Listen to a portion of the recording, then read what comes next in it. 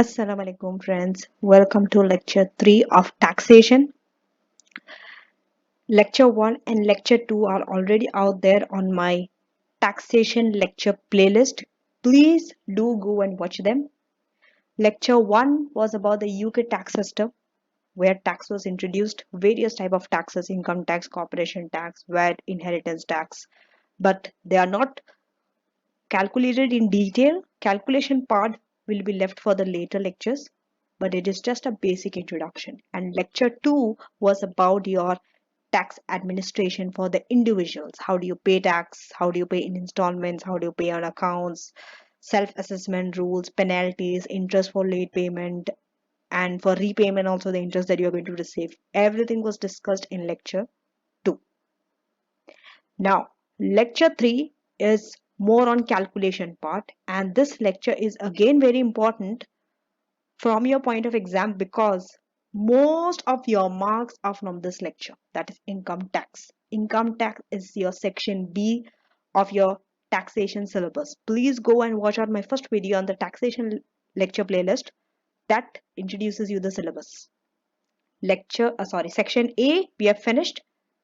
Section A was lecture 1 and lecture 2. That is about the UK tax system and tax administration. That was more like theory part. Now we will be introduced to the calculation part, and you are going to have lots of calculations from here onwards. Okay, even this lecture has lots of calculations to do. Okay, initially you will be a little slow, but you need to keep practicing similar type of questions. You need to keep practicing until you get that speed, because the key to pass taxation is your speed. You have to be accurate and you have to be very fast with your numbers. And even in your section C of your taxation exam is going to test pure income tax. That is this lecture. So if you're good with income tax, I bet you're going to be good with other taxes that are going to follow. That is corporation tax, CGT tax, inheritance tax, VAT, and all those. Okay, because everything, the foundation is income tax. The way we calculate income tax, also we calculate other tax. The only thing is numbers might be different. Some rules here and there might be different. Okay, why we started with income tax? Why not with any other type of tax? Why not VAT? Understand, VAT is an indirect tax. Okay, all the other tax are direct tax. So first we are going to finish direct tax and then we are going to end with VAT. That is indirect tax. And in UK, almost every citizen in UK pay income tax on their income. And there are various sources of income.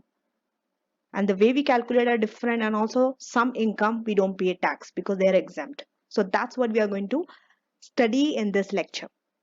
Please pay very careful attention to each and every word and the number. You need to memorize some, and some it will be there on your exam day. You can see in your exam table. Okay, the tax table will give you all the rules and regulations. So let's start. And this is a very beautiful lecture, and trust me, at the end of this lecture you're going to enjoy this. You are going to enjoy taxation. Okay, so here we are going to focus on principles of income tax, taxable income, personal allowance, income tax liability, income tax payable. They're different. Okay, we are going to cover this, don't worry. Reliefs against total income, charitable giving, child benefit tax charge, and tax status of an individual. Some of this you might have never heard. Don't worry. At the end of this lecture, you are going to be very clear about it. And let me tell you, if you are very good at this in the taxation level, and if you are planning to take advanced taxation later on, it's going to be very easy. Trust me. Because I've taken advanced taxation, I also teach advanced taxation. So this is going to be repeated there as well, but with more additions. Okay, these are just foundation. So overview, let's go through overview because that's what I do. Every lecture beginning has an overview to make things easier. So basic income tax computation. When you have to calculate tax on your income, you have to add up all your incomes from all the sources, various incomes. Okay, we are going to study those various sources of income, but that is known as accessible income. All this income you accumulate, add together, and then you pay tax on it. That is known as accessible income. Then there are some reliefs. Reliefs means You don't have to pay tax on them, or your tax is reduced up to a certain percentage, things like that. Okay, that also you need to know. Then allowances. There are some allowances that are fixed and given every year. Annual allowances are there. This is given by the government and it's on every individual.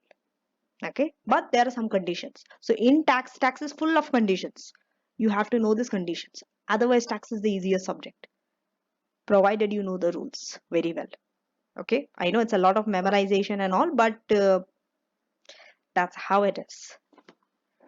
That's why taxation students often score very high marks. It's a very scoring paper, trust me. If you see the pass rate, taxation has the highest pass rate.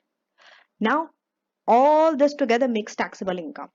See, your accounting, the income that you calculate, your accounting profit and taxable income are two separate things, okay? So when you take your accessible income, deduct your reliefs from there, deduct your allowances from there, becomes taxable income. On this taxable income only, you pay a tax. There are some fixed percentages by the government. Every year this changes. This year also, rule has changed. Table will be given to you. Okay, you need to know the percentages. It is based on the types of level of your income. Okay, lower your income, lower the tax, higher your income, higher the tax. That's how it goes.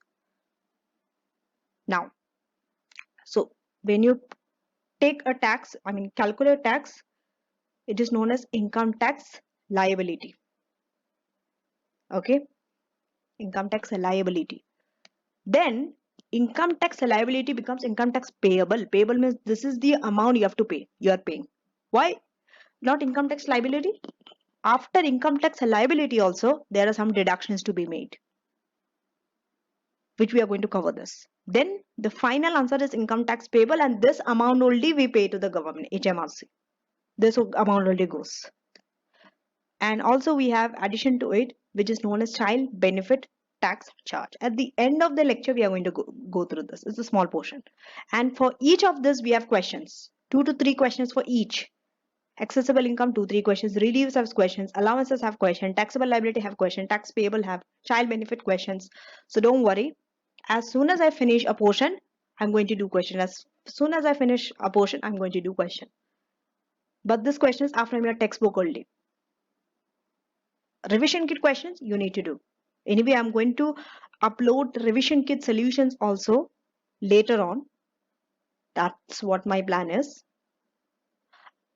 Like how I've done for AFM and SBR, and it was a very successful. A lot of students have passed it also from there, so I'm going to plan to do the same thing for taxation if I get enough time before the September exam. But if not, for December exam, surely I'm going to put the revision kit solution. Okay. Now, introduction. This and the following 10 lectures deal in detail with the way in which individual means you could be self-employed, having your own business, or you are employed by someone else. Okay. Or you are having some investment. Let's say you have a building or a land, okay, from which you are getting a rent.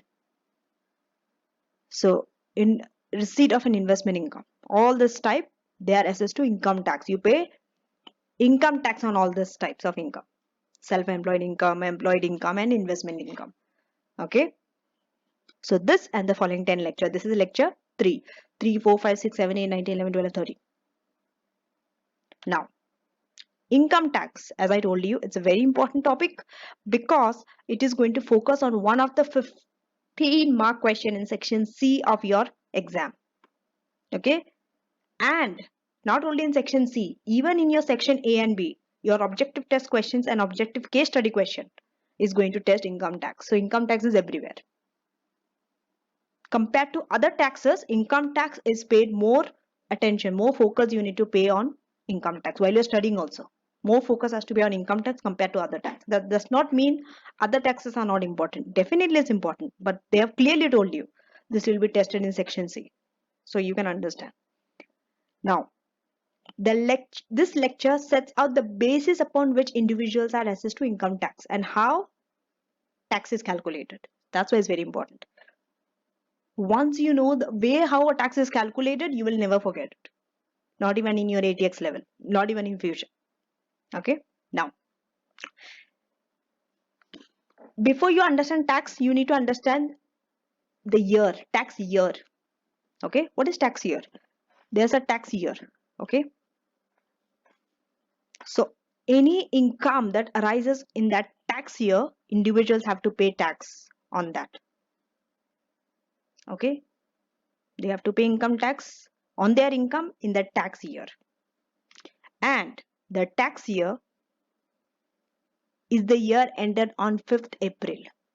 Every year, tax year end is always on 5th April, no matter whatever the year is. Okay, so for this year, okay, this year, whoever is going to sit exam till June 2024 is going to go through this tax year. That is 6th April 2022 to 5th April 2023. And the tax years refer, how do you know tax year? See the starting always. Starting is 6th April 2022. So it's 2022-23. And end is 2023. If it was 21-22, then it will be 21-22. That's how you determine the tax year. See the starting year and the end year. That's why it's 2022-23. And the financial year at which financial act are we following? 2022. You take the beginning, not the end, the beginning. If it's 2022-23 means financial at 2022, right? We are in FA 2022. Whoever is going to give exam till next year 2024 is following FA 2022. Why are we doing that? Because we are following 1 year back. That's how ACCA has instructed us, right? They're giving exam 1 year back, previous financial year at. We are supposed to be in the next. Okay, when we give exam in 2024, we were supposed to give financial at 2023, but we are giving 1 year back because that's how ACCA has decided. Okay, it's their choice. So don't ask me questions. Why are we doing the previous year? Why not the current year? That's not my choice, unfortunately. Okay, that's ACCA's choice. So that's how it is, and it's good in a way because you have all the relevant information also from the previous year. Okay, so remember this year is very important both for ATX and taxation. It's the same. Okay, now personal allowance. What is personal allowance? This is person. Okay, every person has. That's why the name is personal allowance. Every taxpayer is entitled to this. Okay, and it's fixed, by the way, and it's given every year. Okay, yearly it's fixed. This personal allowance is tax-free income that every taxpayer is entitled to each tax year. Each tax year they will get this, and it's tax-free. You don't have to pay any tax on this. That's why from our income we deduct this. Okay, but remember, if you are a high income individual, what is this high income? There's a range for it. Basic level, basic income, high income, additional income rate. Okay, if you are a high income individual, you are not going to get any personal allowance. It's nil. It could reduce to nil. It's not immediately you reach high income you are nil. No, there's certain limit that which we are going to study later on, a little bit later, that how much your personal allowance can reduce up to. It will reduce and it will become nil at one point. After that it's zero only. Assessable person means who will be charged to tax. All individuals in UK has to pay this tax. Okay, some of you might be thinking, especially in Middle East, if you're in Middle East, we don't pay income tax, right? So you might be wondering that maybe you are assuming that some people have to pay tax based on their income and some people are exempt. It's not like that. In UK, everyone pays income tax. They have to pay tax on their income. But if you are in Middle East, it's a tax heaven country where you don't pay any tax on your income. Okay. But we are studying the UK tax. That's why we need to know all this income tax and all. Because some of you might be wondering where you are working, you don't have income tax. It's okay, but you have to know all these rules because ACCA is a global body. So you need to know the rules of all the country. And we especially learn the tax of those countries where tax system is very strong. It's very sound and this thing. That's why we take all these tax rules from all the developed countries. UK. We have other countries also, but since we are doing everything in UK, all the syllabus, even as we are everything, so it's UK. Okay, UK tax. So there, not only in UK, even in France, Germany, wherever you are, other European countries also, more or less is very similar to UK, the system. So if you understand the system in one country, no matter wherever you work, you'll be able to apply the rules. Just change the number. Okay. So there in UK, all individuals, even children, are chargeable to income tax. That's why in Europe you cannot save more. That's why in Western countries you cannot save a lot, because high amount of your income goes as a tax to the HMRC. Right? That's the reason. Now, spouse. What about the spouse? For your income tax purpose, both the spouses are treated as two separate individuals. Okay. It's not that only if the husband is, if the wife is also earning, this husband pays overall for the family. It's not, it does not work like that. Husband pays separately his income tax, wife will pay separately her income tax. Okay. So when you're paying tax, the residency matters a lot. Are you a UK resident or you are not a UK resident? Matters a lot, because that will determine how much of your income will be assessed to the UK tax. You might be having income from abroad also, right? Outside UK also. Will it be just a UK tax? For that also we have rules, and those rules will come under UK residency or not UK resident. Like, you have to first test whether you will be a UK resident or not a UK resident. If you are a UK resident, rules are something else. If you're not a UK resident, some rules are there. It's a long list of table. At the end of this lecture, we are going to go through that. Okay, so you have to wait till now to determine whether you are a UK resident or not at the end of the lecture. That's why you have to watch this lecture till the end. I know it's going to be a little long, but you have to keep patience if you want to pass F6. Now, all person resident for tax purposes in UK, okay, if you are a UK resident, you will be assessed to your UK tax, even on your worldwide income. You might be getting that income, let's say from Germany, Japan, USA, Africa, Australia, anywhere. At the end, you will be charged UK tax on those income if you are a resident in UK. Okay. Now, some rules are there for married couples. Okay, special rules are there for civil partners also. So that is, how are you going to allocate your income between the spouses, especially when assets are jointly owned? So there, usually it is a 50-50 split. Okay, income that is generated from assets where husband and wife are having partnerships, split 50-50. Usually it is 50-50 unless you make some kind of election that you want to be charged on the actual ratio. Let's say husband is having 30%, wife is having 70%. Okay, so you can make an election that you want to be taxed not on 50-50 but based on the actual percentage ownership. You can make this election to HMRC. For children, there are rules. Children under the age of 18 are taxable person. Remember that. If they are also having some kind of income, they are taxable. However, their income typically falls short of their personal allowance. But if you, why is it? Because you might be wondering why children usually don't work. Yes, maybe in some country, maybe the country where you are staying right now, they don't work. But in Europe, usually they work. They start working from 14, 13, 12, 15, 16 age. Right? If you see the culture of UK, people work from there while they're in school, high school or somewhere. They do part-time job. Right? Some kind of income they have. So there they have to pay. Okay. So, but usually the income that they get is usually less. That their personal allowance covers that income. Okay, your that personal allowance only covers that income. So at the end, they don't pay any tax. It becomes nil.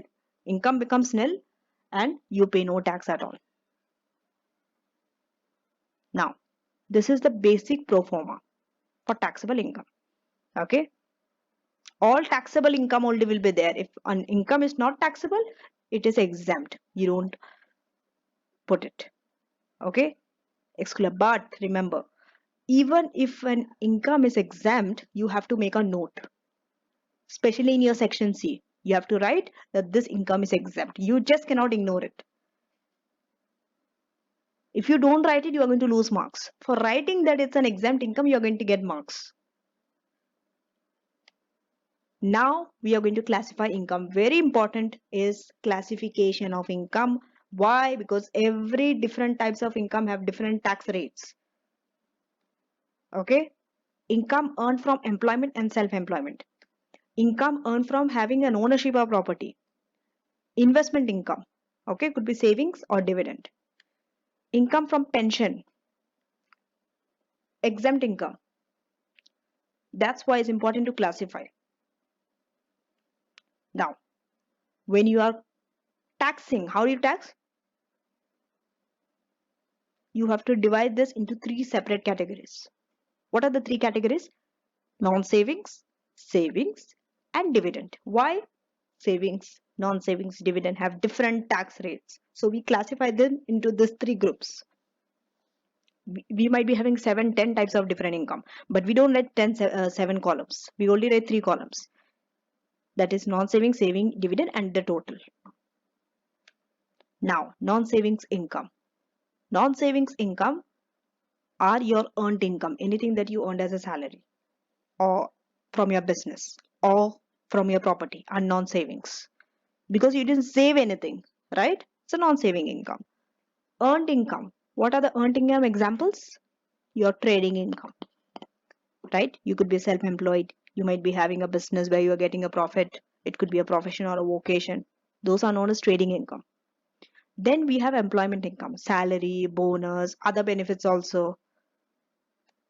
Pension income also comes under earned income. Okay. It could be an occupational or a personal pension. Then property income is a rental income, but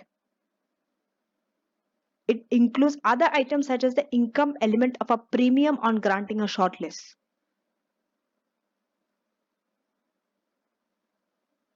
So when we ever do a question on leases, you will be able to understand this better. Okay.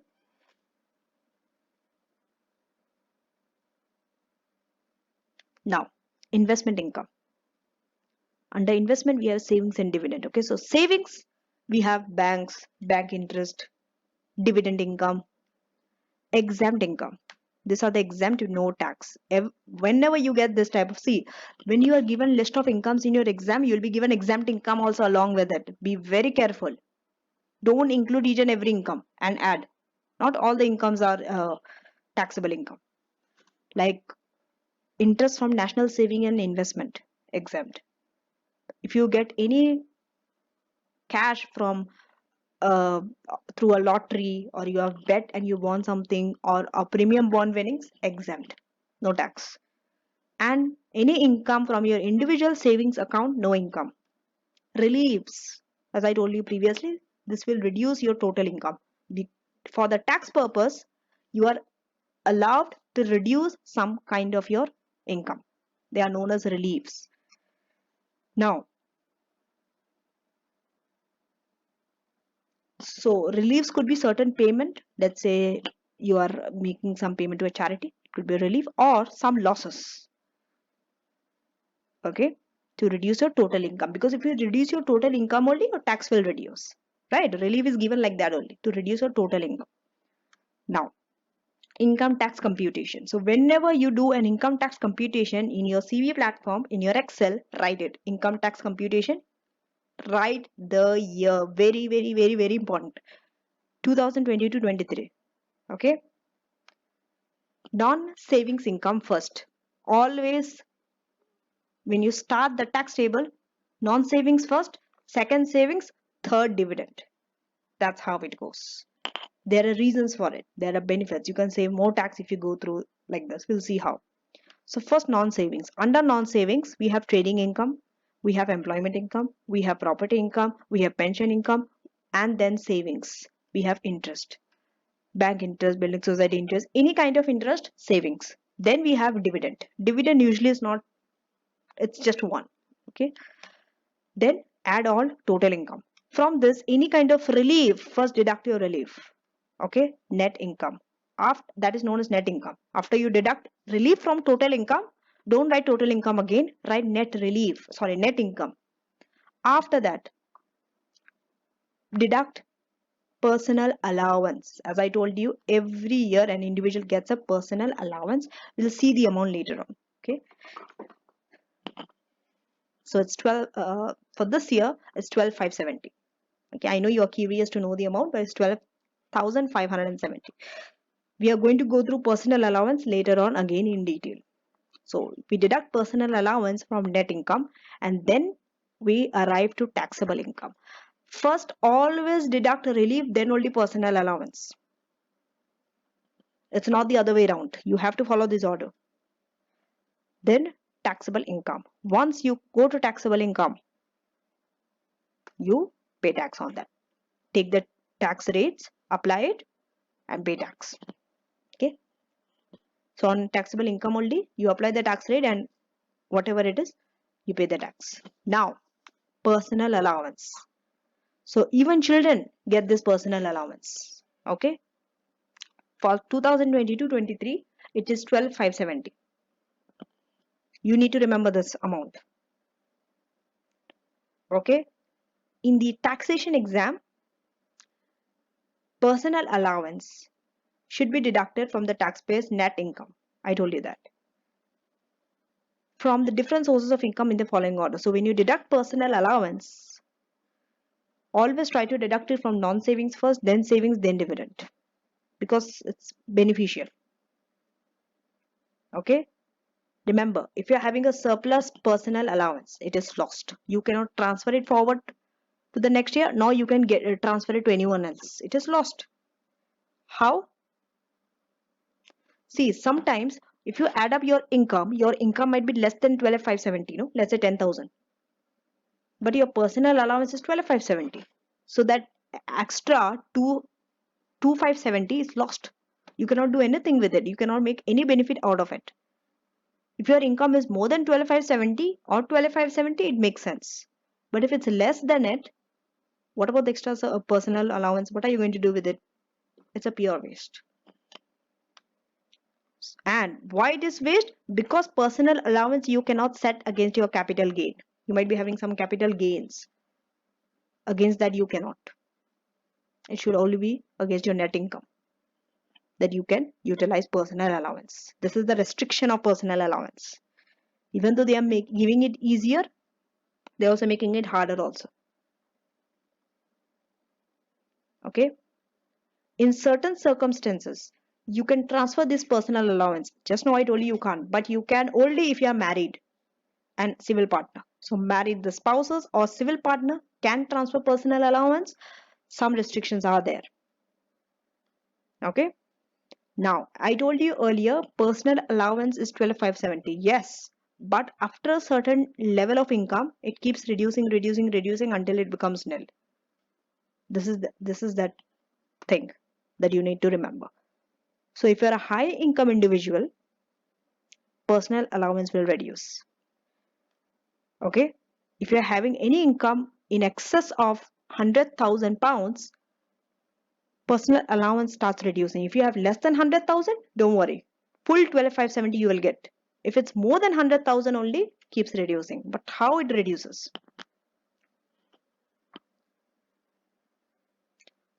First, this reduction is based on adjusted net income. Taxpayers adjusted net income. What is adjusted net income? It is known as ANI. You have to know how to calculate adjusted net income first. Okay, that needs to be correct. This is how it's calculated. You know how to calculate net income, right? Total income deduct relief. Then from your net income, don't deduct personal allowance. Okay, this is before personal allowance. So net income you reach, after that you deduct any donations if you make. See, if you are making any kind of donation, they are giving you a benefit. How? That you can reduce your net income further. You don't have to pay tax on it. So if you're making any type of donations, it is known as gross gift aid donation. Why gross? Because it is gross. You don't pay any tax at the source. And it's a gift, like you are giving a gift to someone. Okay, gift aid because it's kind of help something. So anything like that, you are making gift a donation as a gift, then you deduct it from net income. And if you're having any gross personal pension contribution, not occupational, personal pension contributions, if you are making any gross, for that also HMRC is giving you a benefit. How? You can further reduce your net income by that amount, whatever contributions you are making to the pension. That is, this is also gross. Everything is gross. It's in a way it's easy for you. It's not net. So that also you deduct, and the result is adjusted net income, ANI. Based on this, you will decide if this ANI is more or less than 100,000. If it's less than 100,000, don't worry, 12,570 only. If it's more than 100,000, this is how it reduces. Take your adjusted net income, deduct 100,000 because we told over 100,000. So we want to know that difference. On that difference, we are reducing. On that difference, multiply 50%. That means half of that difference. By the half of that difference, your personal allowance will keep reducing until it becomes nil up to a certain point. So 50% of that difference between adjusted net income and 100,000. And if necessary, the reduced personal allowance is rounded up to the nearest pound. Okay, sometimes you get in decimal. So make sure in taxation and at advanced taxation, keep everything as a whole number. Round up figure. Don't keep in decimals. Okay, nearest pound. And as I told you, after a certain point it becomes zero. This is that point. If your adjusted net income is 125,140, in excess of this amount, no personal allowance. How? Put this number in that table number and see. Try it yourself. Why did we say more than 125,140?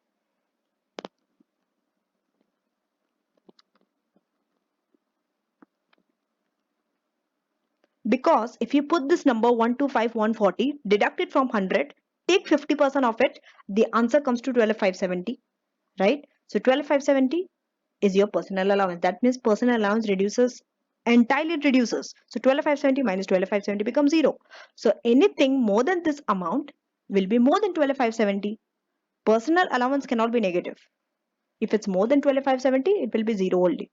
So that means any adjusted net income more than 125,140, 126,000, 127,000, 130,000, whatever it is. Beyond this, personal allowance is always zero. You don't have to always go and calculate and waste your time. Just remember it, it will be zero.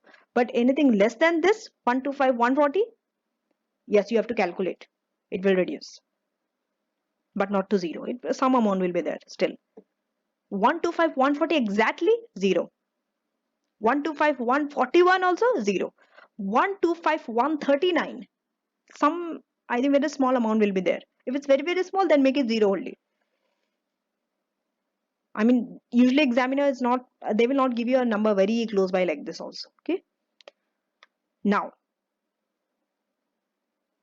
income tax liability. But before we move on to income tax liability, applying income tax rates to it, we'll do questions on the reduction of personal allowance. 2 questions. So let's do that.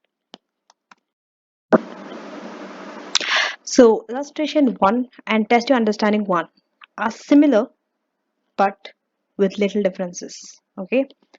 Now, in the illustration 1, Ethan had received trading income of 110,000. Okay, and he already has trading income, one source of income. So remember, guys, even whatever is his trading income will be his net income also. Okay, and he has also made a gift aid donations of 4,000 gross. Calculate the taxable income. If we go to test understanding 1, it's the same question, taxable income. But here he have received employment income of 125,000. Looking at 125,000, you might be thinking that automatically he falls in that category. No personal allowance. No, you can't decide that because he have still made some gift aid donations of 16,000 gross. Okay, now We'll do side by side both together so that it saves our time, because we know the nature, the question is similar. Only the figure and the name is changed. Okay, so let's do that. So first, side by side we'll do.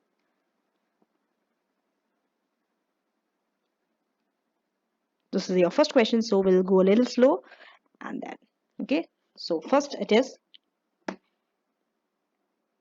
income tax computation. All those headings and all you'll be able to do. Okay, so straight away we'll go to trading income, okay, which is 110,000, and here it's 125,000. Okay, now we have to deduct personal allowance, but remember, first we have to know whether personal allowance will reduce how much. We definitely know it will reduce, because in both it is more than 100,000, both illustration 1 and test understanding 1. But how much? Okay, so here in your main table you should know how to present your answer. Okay, so less personal allowance, but remember it is adjusted personal allowance. We definitely know personal allowance will not be nil in this situation. Okay,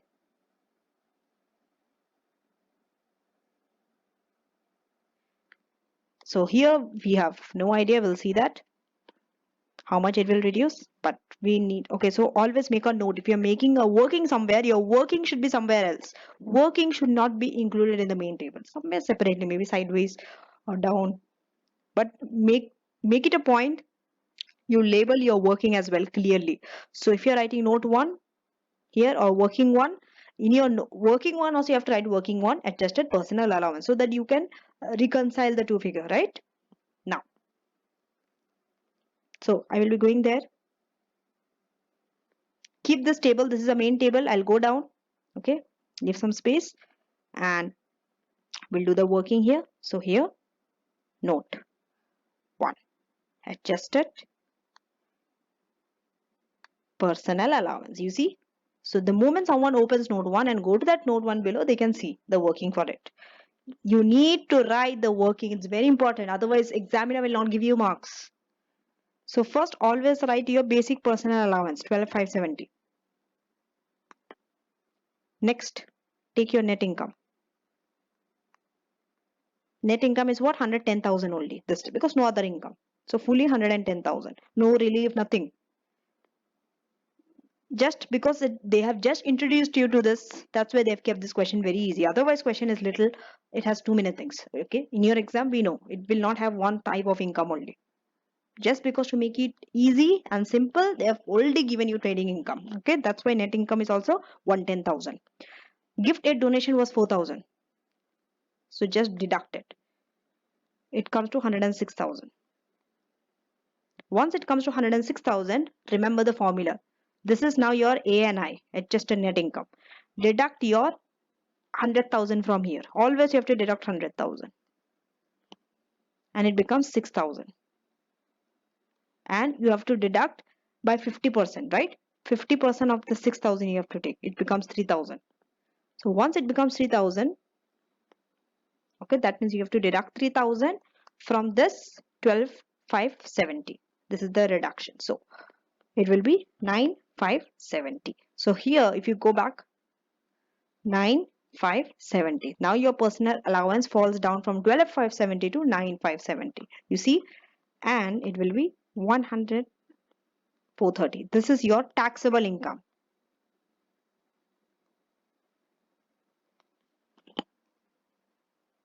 Now we'll do the same thing for the next one.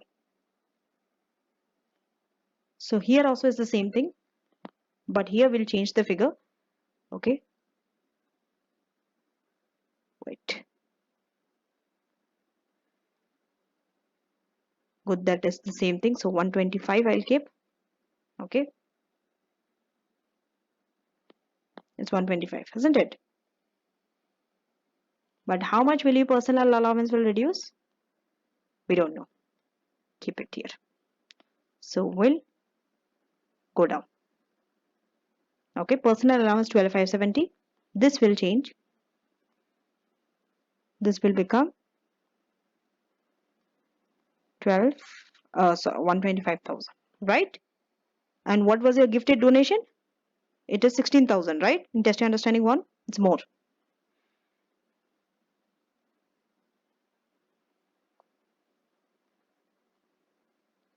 So 125 minus 16 becomes how much? 109. And if you deduct 100, it becomes 9,000. Okay, 9,000. So if you take 50% of 9,000, becomes 4,500. Deduct 12,570 by 4,500, the answer becomes 8070. So this 8070 goes here. And taxable income becomes 116,930. You see? So this is the pattern.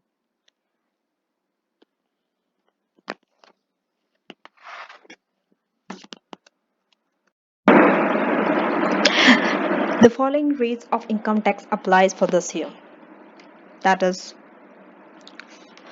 your income level is divided into 3 levels. Okay. First, 37,700 up to, that means from 0 to 37,700. It is known as basic rate income level. Okay. This basic rate income level is charged at 20% for both non-savings and savings. In fact, both non-savings and savings have the same tax rate. Only the dividends differ. So both non-savings and savings will have 20%, the lowest tax, and dividend will be 8.75%. The next level, mid-level, it is known as higher rate. From 37,700 up to 150,000 will be taxed at 40% for savings, non-savings, dividend 33.75.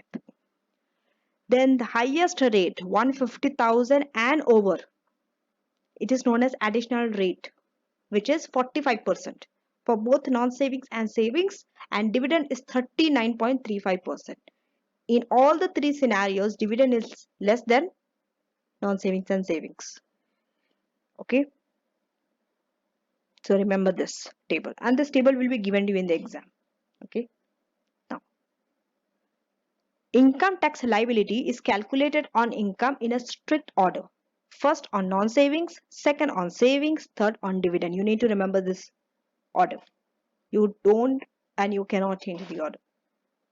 Okay, if you do, you are in loss. You have to pay more tax. But HMRC has told that you need to pay tax on this order only. Non-savings, savings, dividend. Now, for savings and dividend, there are some special rates of tax that applies. It is only for savings and dividend. Non-savings does not have that facility. Okay. Now,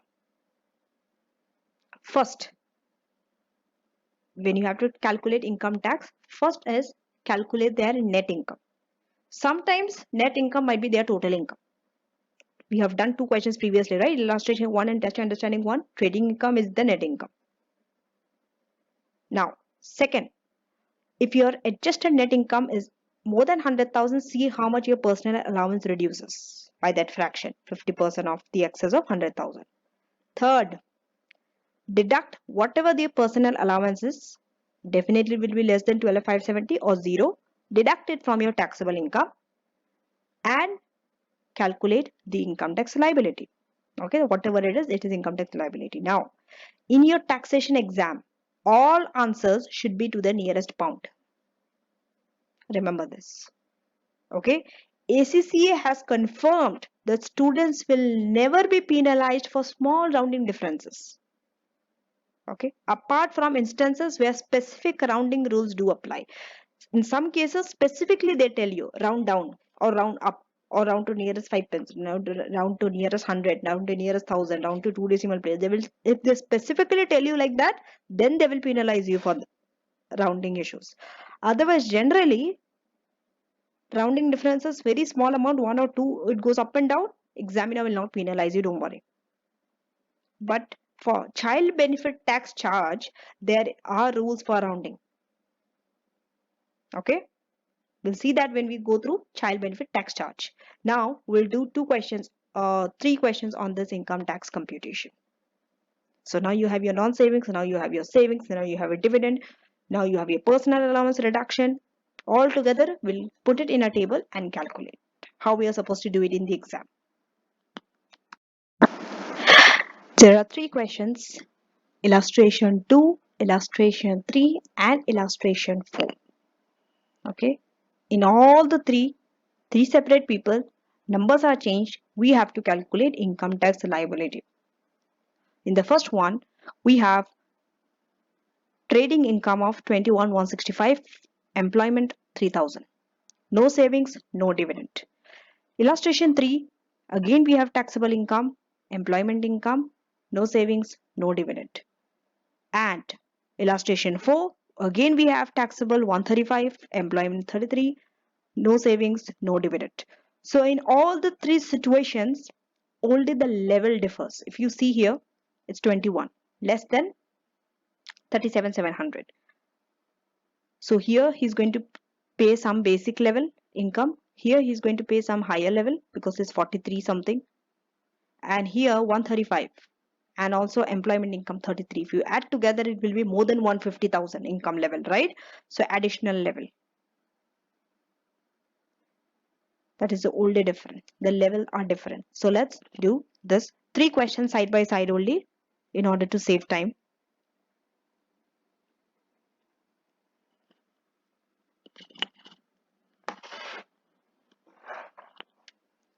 Okay, so now first one. Okay, we'll do all the 3 separately. This is illustration 2, illustration 3, illustration 4, because the questions are same. So in all the 3 we have trading income and employment income.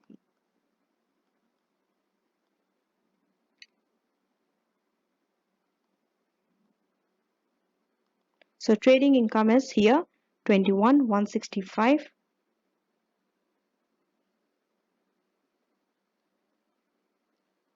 21,165, and employment here is 3,000. Okay, which makes your total income. Remember, your total income will be net income also, because no relief and no other income, which will be 24,165. We'll do for the others also. Trading income here 43,765 and 7,050,765. And the third one 135,000, 33,680. If you add up, it's 168,680. Now, what should we do? Deduct personal allowance, right? Tell me, in the first one, that is illustration 2, what will be the personal allowance? Will it be 12,570 or it will be reduced? It will be 12,570 full amount. Why? Because net income or your adjusted net income in this case is less than 100,000. Even in the second one, illustration 3, if you see it's 57,665, less than 100,000. So full personal allowance you will get. But in the last one, it's more than 125, 140. So anyway, personal allowance will be 0 here. Check the amount is 168,680. Okay. So now taxable income TI 11,595, 38,195. This will be same 168,680. Now we are going to calculate tax because they told tax liability. They didn't tell taxable income. They told go next step forward. So first one 11,595. The whole amount will be at 20% because less than 37,700. So 11,595 into 20%. Basic rate. He's a basic rate income. So 2,319. Done. Next one. Next one will be divided into 2. First category will fall in the basic, the addition excess in the higher rate. So up to from 38,195 up to 37,700 will be at 20%, which will be 7,540. So the difference 38,195 minus 37,700, it is 495, will fall 40%. 198. If you add together 7738, this is your income tax liability. It's like here. Third one is divided into three levels: basic, higher, additional. So first 37,700 is 20%. Because remember, this is non-saving. That's why straight away we can take. But when you have savings and dividend also together, there are some rules that you need to know. Some additional rules of tax are there. Because it is already non-saving, it's very easy and straightforward. Okay, but in your exam, they will not give you so easy. Remember that. They will give you all together, all three together. Then the next 37,700, right? Remember, up to 150,000, it is 40%. So you have to take the balance. Means 150 minus 37,700. In between what falls? So if you take 150,000 minus 37,700, it would be 112,300, which will be at 40%. Because 40% is the higher rate. 44,920. Any excess, see, if you add the total income, it should add up to 168,680, right? So additional, more than 150. So 168,680 minus 150. Difference is 18,680. This additional will fall in the additional rate 45%. 8,406. Add all three together. 68,66. This is your income tax liability. Okay. Now we'll do a question on when we reduce the personal allowance. Okay.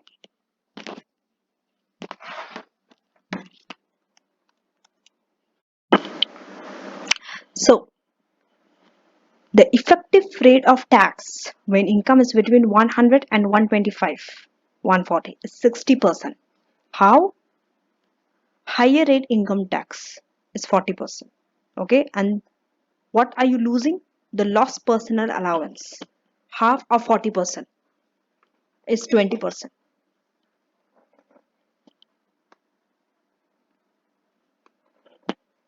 So if you add up together, it adds up to 60%. Taxpayers, see, usually when taxpayers are near this margin, right,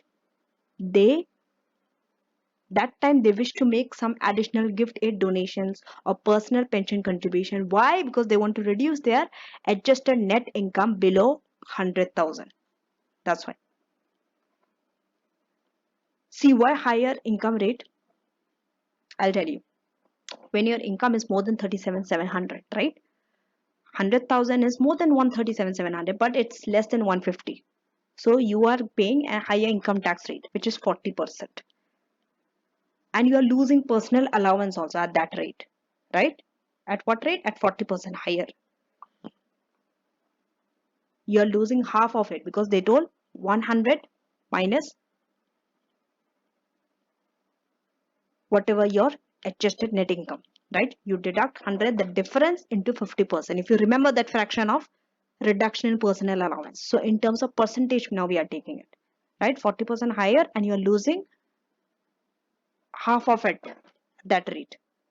Personal allowance is reduced. So add 40 and that lost personal allowance, 20%. So 40-20 makes up 60%. But you don't need to remember this logic or anything like that. Only if they ask you in your section A question that what percentage it is, the effective rate of tax at this income level, you can say it's 60%. Okay, only for that purpose this is there. Otherwise, you don't have to explain in detail. Now let's do two questions on this. Illustration 5 and test your understanding 2. In illustration 5, he only has a salary of 100,000. Okay, and tax and bonus of 25,140.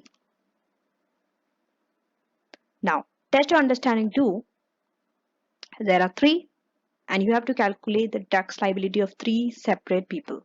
Okay, Abdullah, has self-employment of 16,336 and employment of 2,500. Allies has self-employment, employment income. Aya has self-employment of this much only.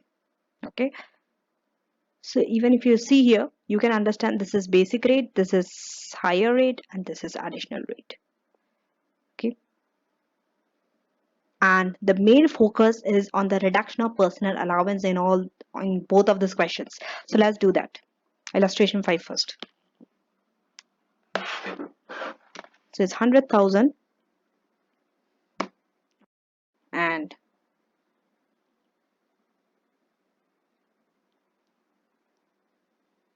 how much additional income tax they would have paid in addition to her annual salary if she had received taxable. Okay, first situation is just 100,000. Next situation you add this and then see the situation. Okay, so in first it is just 100,000. Okay, so if it's 100,000, okay, personal allowance will be 12,570, the full at 100,000. Have you ever wondered what at 100,000? We always ask more than 100 and less than 100. At 100 also is the full. Why? The fraction was like this: 100 minus ANI. So ANI is also 100 in this case. So it is 0. So anything is 0 is 0. Nothing is reduced. Right? 0 multiplied by 50% is 0. So that means 12,570. If it's 100,001, then it starts reducing from that point onwards. Okay? Just 100,000, 12,570 full amount. So here it will be 87,430 total income. Now we'll take this. From this, first 37,700 at 20% and balance. That means 87,430 minus 37,700. 49,730. Always take the total. If you do it in Excel, it will be very easy. When we do revision kit questions, I'll be using Excel only, purely, okay? Because this is a small calculation, so total 27,432. This is your answer. Now with bonus we'll take. Okay. So if you take with bonus, what is the bonus amount? 25,140, right? So it becomes 100 plus 25,140. It becomes 125,140, right? At this amount, your personal allowance is 0. That's what we have read in the rule before. 125, 140. Put it there. Put it there. Put 125, 140 minus 100 and apply 50%. Answer will come to 12,570. So 12,570 minus 12,570, 0. Okay, so it is 125, 140. Now take the tax rate.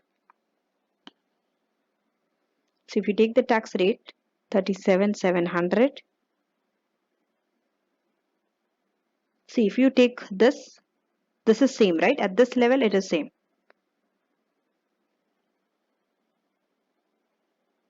But this will change. I'm sorry. Okay, I'm sorry, the income change. So 37,700 into 20%. This will remain same. 7,540. Then 125, 140. So it will be 87, 40, 40, 40. It didn't reach the additional rate here because less than 150,000.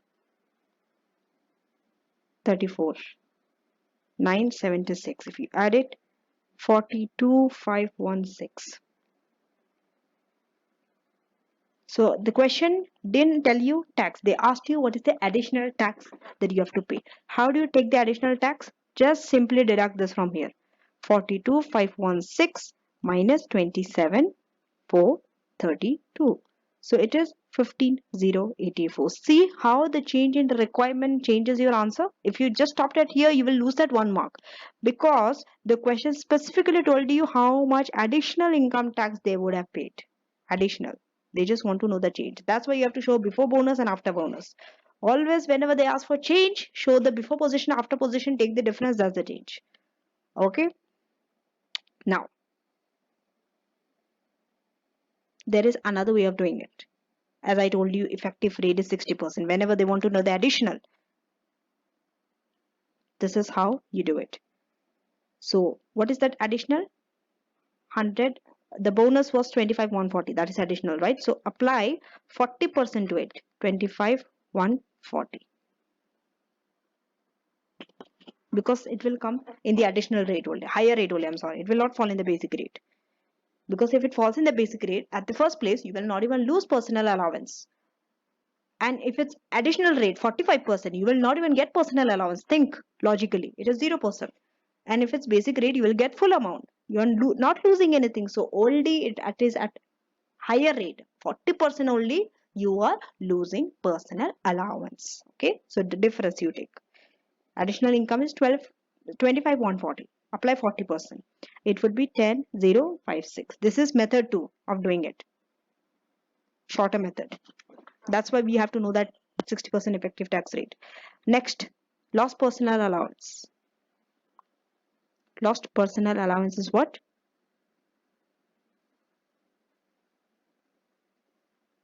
40%.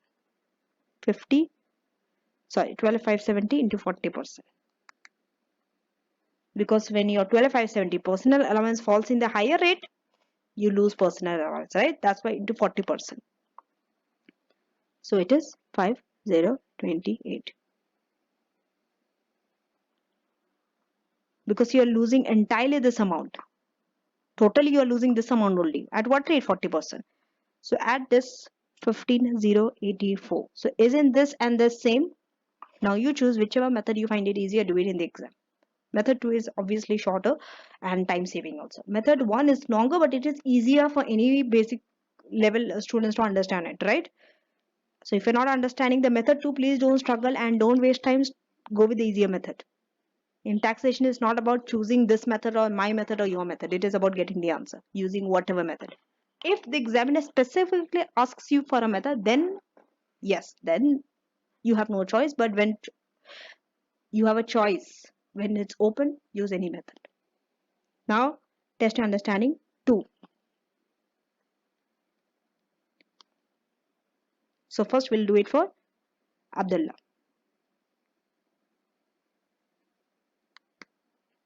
Okay. So we'll add his trading income and his employment income. How much? 16,336, 2,500. And total income is 18,836. At this level, tell me, will he lose any personal allowance? No, it's less than 100,000. So straight away, full personal allowance you deduct 12,570, which will be 6,266. And this is a basic rate, less than 37,700. So full amount 6,266. Close your eyes and apply 20%. Both trading and employment are non-saving, so 20%. 1,253. Very simple. Now let's go to the second situation. Second person, allies.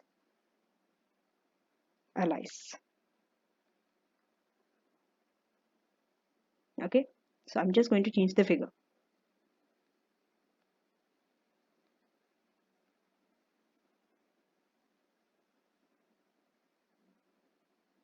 I didn't remove the 12,570 because I am having a gut feeling that this also will be full in this case. So anyway, trading for allies is 37,335, 21,000, 58,335. Even he is less than 100,000, 12,570.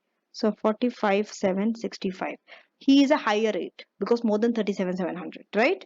So first 37,700 will be at 20%.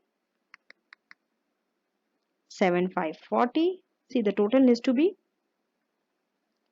45,765. So the difference between 45,765 and 37,700 is 8,065. This will be at higher rate, 40%. 3,226. So add 7,540 and 3,226 and 10,766. This is the income tax liability. Now we'll go to the third person, Aya. So again, I will remove it. This also I'll remove because I don't know the amount. And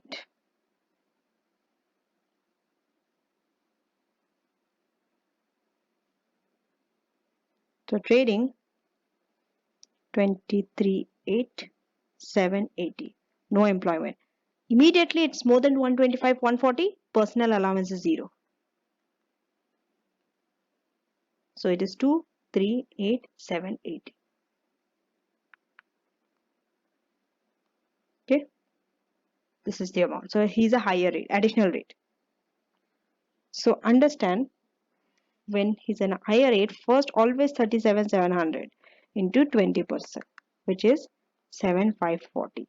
Then you have to see 150, up to 150,000 will be at 40%, right? So the difference 37,700 to 150, 112, 300 into 40%, 44,920.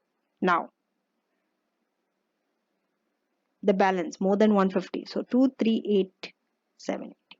So deduct the difference, balancing figure 88,780 into 45% additional rate, 39,951. Add all this 3, 92,411.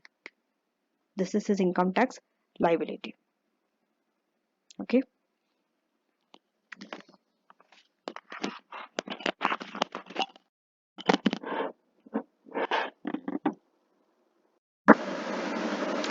The next on the list is marriage allowance. As I told you, personal allowance can be transferred only if they are spouse.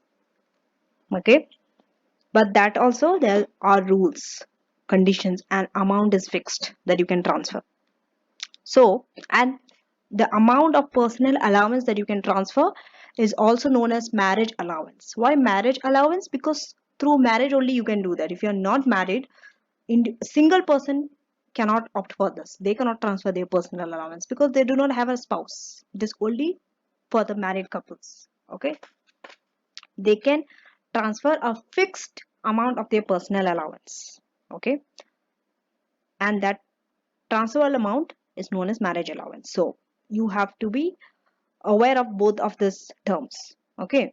Now, if one of the spouse is higher rate or additional rate, then marriage allowance cannot be provided.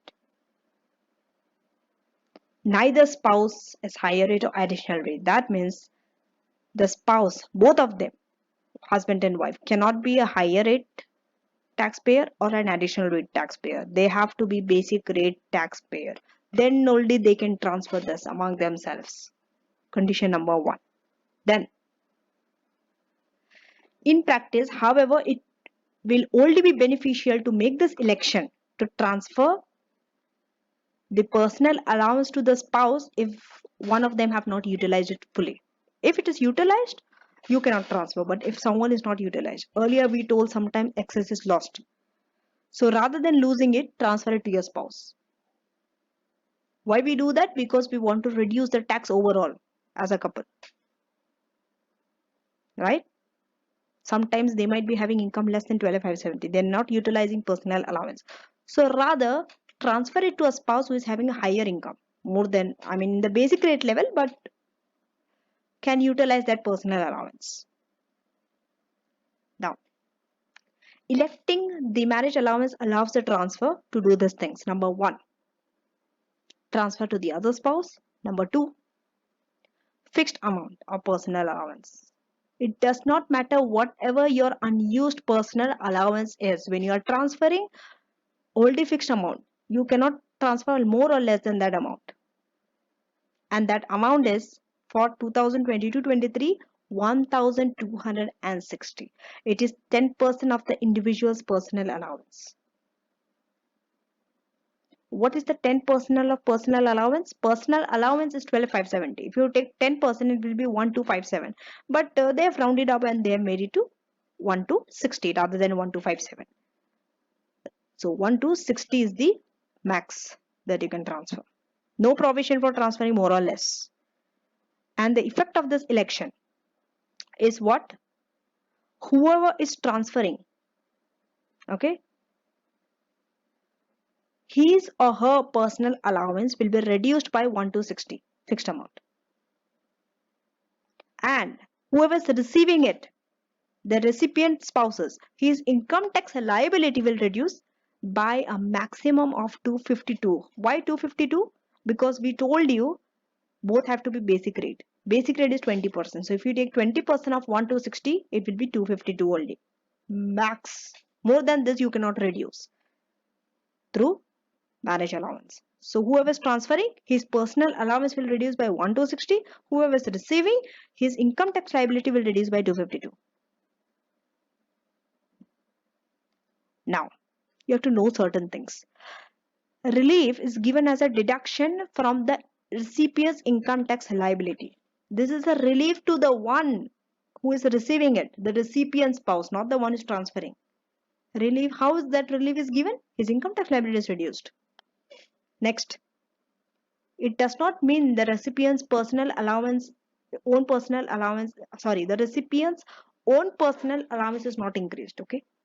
Don't think with your personal allowance, your spouse's personal allowance also will be added. No, no, no, no.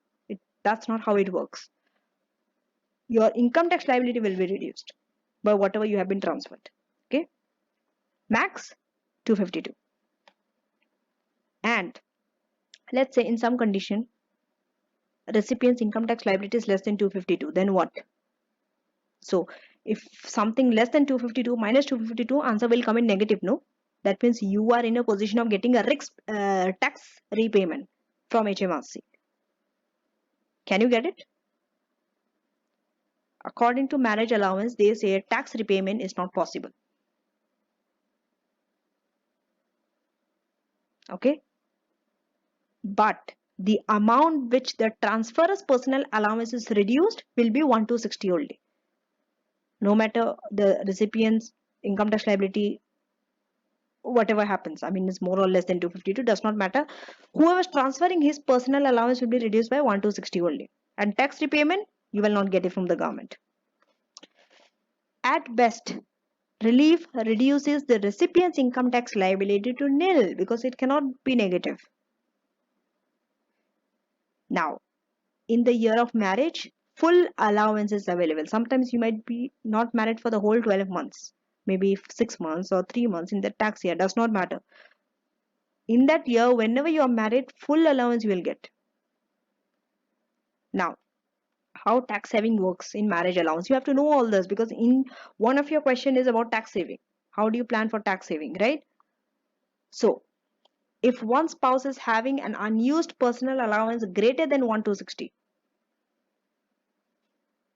then this is what he has to do. Then maximum tax saving 252 will be there. Okay, provided whoever's receiving it has income of more than 252, because then only he can reduce, no? Let's say he has 300, so 300 minus 252. But if he has 100, he's not going to benefit so much because anyway 100 minus 252 is negative. It's a nil, right?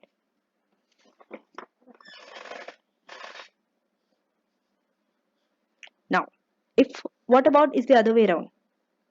If one spouse has unused personal allowance less than 1260, in that condition, amount transferred will be 1260 only fixed, but transferring spouse has to still pay some tax. Okay, so the maximum total tax saving, if the question asks you what is the maximum total tax saving for the couple, this is the formula. Unused personal allowance into basic rate income tax. We'll do questions on this right now. Okay, and now the final stage in your income tax liability before we move on to income tax payable, that is your election for marriage allowance. You have to have a date. Tax is full of dates. When you have to make the election, when it will be effective, you have to know all these dates as well. All this while we have been understanding tax rate. Now is the date. So election can be made in two ways, either in advance or in arrear. If it's in advance, that means you have to make the election to transfer your personal allowance to your spouse by 5th of April 2023.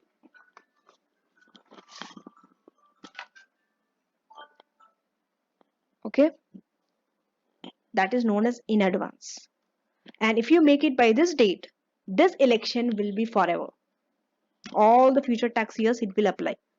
It will be transferred unless you withdraw the election, you say you don't want to transfer any longer, or conditions to transfer no longer applies. Let's say from basic you become a higher rate, one of the spouse becomes a higher rate or additional rate taxpayer, then you cannot transfer. Next is in arrear. That is by 5th April 2027, the latest you can elect for. But if you do it by that date, okay, only for 2022-23, only that single tax year only you can transfer to your spouse. Okay. In arrear means within 4 years of the end of the tax year. When is the end of the tax year? 5th April 2023. So if you take 4 years, it will be 2024, 25, 26, 27. 5th April 2027. Okay. Now let's do questions on the marriage allowance. Illustration 6 and test your understanding 3. So here you have to calculate the income tax liability for both Kevin and Judy. So Kevin has employment income of 35,500 and Judy has income of 6,000 only. Judy makes an election to transfer the marriage allowance to Kevin. Tell me, if this line was not there, just use a little bit of your general knowledge and tell me who who will be opting to make the transfer. It is Judy or Kevin? It is Judy, of course, because she has lower income 6,000 only. But his husband Kevin has more, 35,500. So in order to reduce his income tax, Judy has to make the transfer because her 6,000 income will anyway be covered by her personal allowance, that is 12,570. But whereas Kevin has 35,500 is more than the personal allowance. So Judy will be making that election. But no worries, they have already told you. Okay, it is just a basic so that I want to make sure that you have actually understood the concept. Okay, now test understanding 3 also is the same. They have given the income of both Kathy and Emily. A, B, C, under in all the 3 conditions you have to calculate. Okay, A, higher level, B, basic level, C, might be additional level, right? And Emily makes this transfer to Katie. Emily, because if you see Emily has low, so Emily will be having unused personal allowance, so it makes sense that Emily will be transferring to Katie. Okay,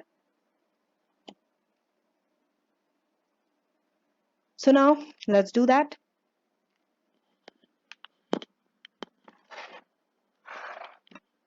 So first we'll do with Kevin and Judy. Okay,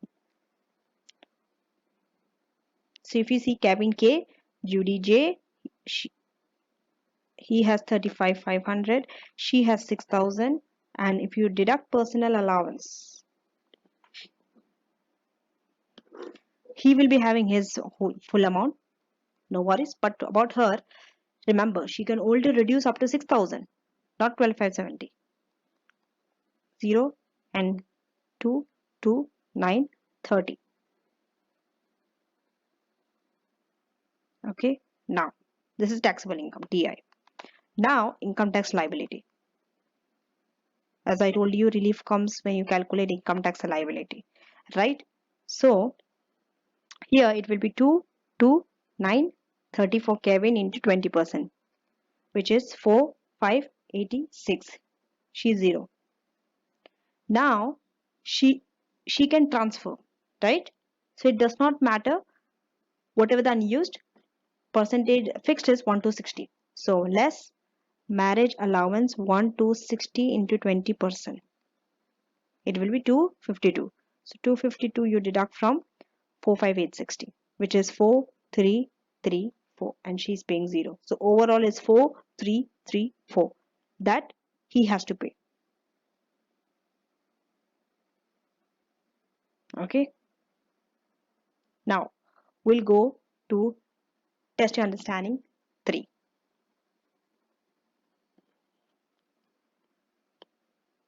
Okay.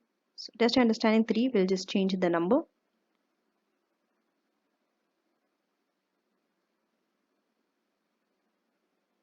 It is Katie, and this time it's Emily. Katie and Emily. So you can see in A, this is A. 30,000. She's having 0, so 0 it will be 0. So 12,570, it will be 17,430. Okay. So 17,430 into 20% will be 3,486. And this will be 252 only. So the total will be 3,234. Only he is paying. Now coming to B. A is easy. Coming to B, we'll reduce this.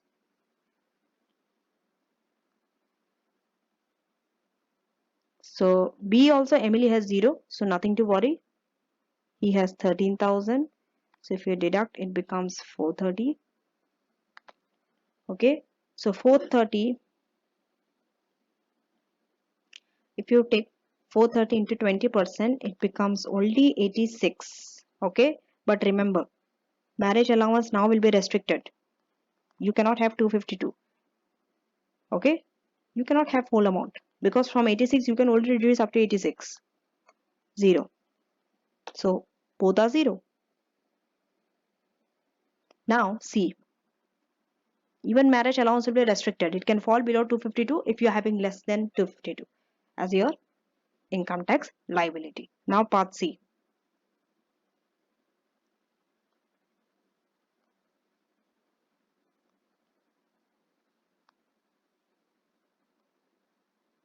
Okay. So C, 30,000, 11,800.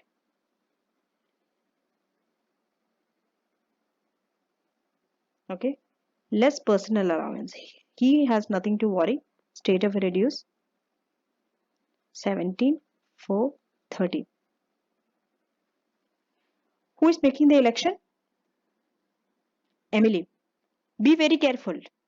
You might be thinking it's 11,800, so it's 11,800 straight away will reduce. You can't do that for Emily. Emily has to pay some tax. And then he has to pay. Because that's what the rule says, right? We have already told you if it's less than 1 to 60 unused personal allowance, then there are some rules. If it's more than 1 to 60, no worries.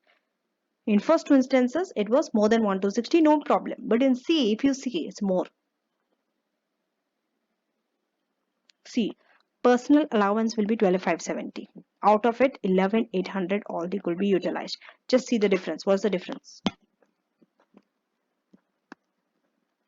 770, right? 770. It's less than 1 to 60. Issue comes when it's less than 1 to 60. So the rule says, go back to my slides and check. If it's 1 to 60, whoever is transferring has to pay some tax and then transfer the amount 1 to 60 because he cannot transfer for 770 if you go by the balance unused, right? You can say that 11,800 Emily uses and the balance 770 he can transfer to. No. What did the rule say? 1 to 60 max. So you transfer that 1 to 60 to Katie.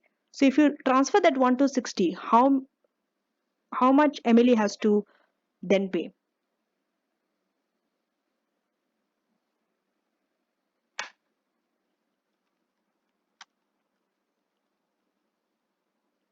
490, no? Just check the difference between these two. 1 to 60 he has to transfer and unused is 770. But he has to transfer. If you check, it's 490. So taxable income, keep it 490. Okay? That means 490 he has to pay. So if you take this balance, 490, that means 11,310 personal allowance she will utilize. Okay? The balance will be transferred to Katie. Okay? We'll see this now.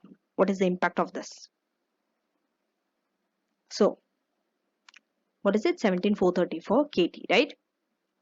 So 17,430 into 20%. Okay, 3,486. She also will pay. What was her? Her one was for 490 into 20%. 98, and it can reduce up to 252. She will be 98 only. This becomes 3234. So if you add this together, what is the total?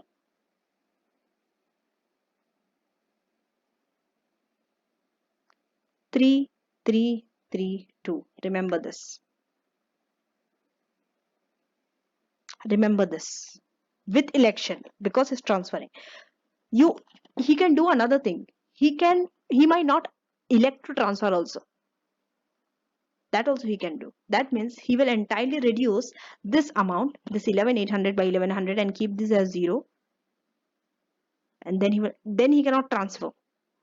Remember that. If Emily becomes 0, he cannot transfer because balance is 770. No, he can't transfer this. Either transfer 1,260 or don't transfer at all. So we'll now change the situation and see the impact. Okay, so if he does this, let's say this is 11,800. He have utilized it entirely, becomes 0. Now not paying any tax. So 20% wholly Katie has to pay. 740. No marriage allowance. So 7,430 into 20% is 3,486. Already is there. So you see the difference. It's more, right? Individually, if Kate has to pay without the marriage allowance, he is paying more tax, even though Emily is paying 0. So it's better that Emily pays some portion of tax and transfer the balance to Katie. So together, if you add, it becomes less, which is like this. Now do you understand? That's why. So we kept that 1,260. What did we do here? 11,310. We kept this 1,260 separately.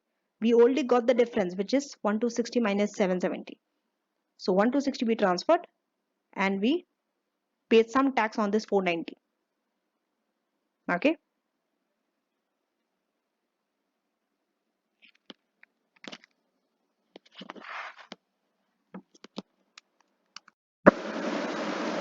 Let's head on to income tax payable. Income tax payable. Employment income is received after an individual received by an individual after income tax has been deducted. This is for employees. Okay, whenever an employee receive their income, already income tax has been deducted from that income before they get their salary. Remember. So what employer is doing here? Employer is deducting that income tax from employment income. They are deducting it under the system known as pay as you earn. We have gone through all the key forms and how pay works in lecture 2. Please go back and check. So under the pay as you earn system, it is deducted and it is paid to HMRC on behalf of the employee. So employee does not pay tax on behalf of employee. The employee is doing the job. He is deducting that income tax from all of his employees and paying it to HMRC the moment that income is earned. That's why pay as you earn. Okay. However, when you are putting that employment income while calculating income tax, that figure is gross. That means payee has not been deducted. That is before payee. Payee deduction is done later. So income tax is always calculated on the gross employment income. Okay. And to avoid double payment of tax by the employee. It could happen, right? Employer must have deducted and employee is also paying tax. So it's a double taxation. So in order to avoid that, there are some credit that is given for the income tax already paid by deducting it from the income tax liability. Okay, so that whatever you have paid through payee, it will be deducted from your income tax liability. Okay, so the final result is known as income tax payable. Okay,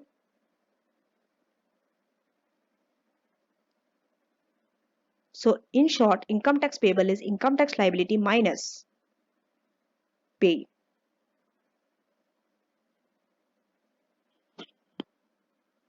And income tax payable means any amount of tax still outstanding at that date. It will be as follows: income tax liability minus payee, income tax payable. So this is the difference between income tax liability and payable. See what the requirement is asking. Is it asking you taxable income? Is it asking you income tax liability? Is it asking you income tax payable? Is it asking you the date? What is it asking you? See the requirement and then answer. Sometimes it's very confusing because all the time students are used to calculate tax. Sometimes they're not even asking you to calculate tax, right? So see to that. Now, after that, any income tax payable is collected via the self-assessment system. How it is collected, when it is collected, the date it is collected has been covered in chapter 2. You need to go back to my chapter 2 and watch it up for the self-assessment system and all. Now, as I told you, how it is paid, all the procedures is explained in chapter 2. I mean lecture 2. This is on calculation part. How do you calculate tax? Okay. In the amount, if the amount of the tax already paid under payee is greater than the liability, you will get a refund from HMRC via self-assessment system. Okay. Sometimes it happens. Pay that you have deducted is more than your liability. Then you will get a refund. So in summary, income tax liability is the total income tax due on the taxpayer's taxable income. That means total income after deducting personal allowance. We have done it. Till now we have been doing income tax liability only. After that, income tax payable, you deduct payee also from your income tax liability. Then it becomes income tax payable. So that is your final tax that you have to pay via self-assessment. So now let's do 2 questions on this. Illustration 7 and test understanding 4. Both are asking us to calculate income tax payable this time, not liability. That means you will be having payee which you need to deduct from your income tax. So Akram has a trading income of 41,870, employment income of 12,250 and payee of 80. Here also trading income and salary, okay, and payee of this much. So what do you have to do? First you have to calculate taxable income. Okay, so let's do that.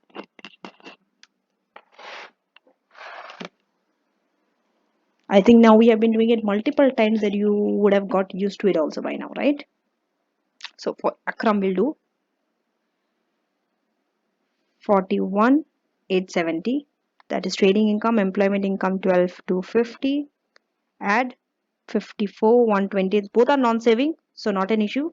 54,120.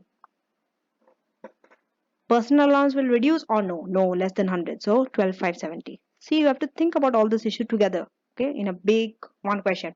Reduction of personal allowance, marriage allowance, any reliefs, any losses, all the 3 types of income, then the special rates are there. All these things will be given together on your exam, okay. So but it's okay, slowly I will take you up to that level, okay, because now we are in the beginner level. So taxable income is this. Now first calculate your income tax liability, that is 37,700 in 20%, balance 3,850, 40%, 7,540, 1,540, 90, 80. Remember there's a payee. Earlier we did not deduct that payee. So this was known as income tax liability. So now you deduct your payee of 80. It becomes 9,000. This 9,000 is your income tax payable. Small difference. Okay. Same will do for test understanding 4 also.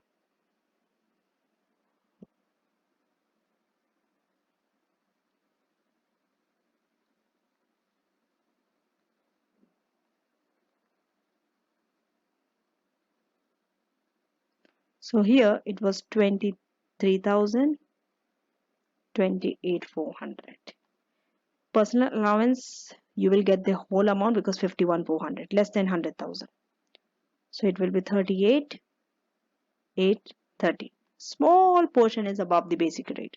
So first 37,700 into 20 is 7,540. That is okay.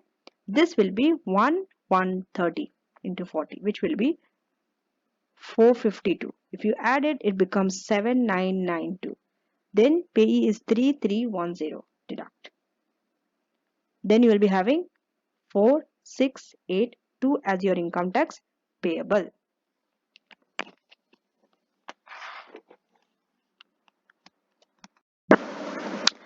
Now is the relief against the total income. So we have finished total income. We have finished income tax payable and liability. Now reliefs. For tax, okay, there are some tax relief. For certain payment, there are some tax relief that is given. And also if you're having any kind of losses, there are relief. Relief means you have to pay less tax or no tax at all. Now, relief, how do you get that relief? That relief is through deducting payment or losses from the total income. Even that is subject to a maximum amount that you can deduct. There is a limit. But the oldie payment deductible from total income and which will be asked in your taxation exam are qualifying interest payment. In reality, there are many types of reliefs, but for your taxation purpose, you will be asked questions on qualifying interest payment. Some on some loan that you have taken and you have to pay an interest, those interests are deductible from the total income. But it should be for certain conditions. Not all interest payments are deductible. One is loss relief. This is one that you can deduct from your total income. The next one is any interest payment. Okay. Reality, the amount of relief allowed to be deducted from your total income is restricted. But at taxation, these restrictions will only be examined in the context of a loss relief.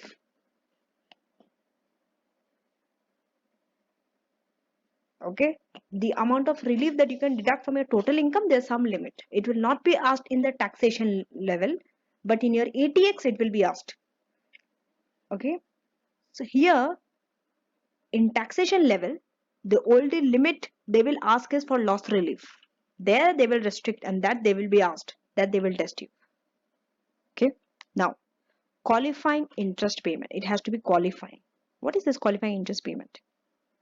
So if you are taking any loans on which you are paying interest, loan in a sense of like loan to finance expenditure for some qualifying purpose, then any interest you paid on that loan, you can deduct it from your total income. Let's see what is the qualifying purpose.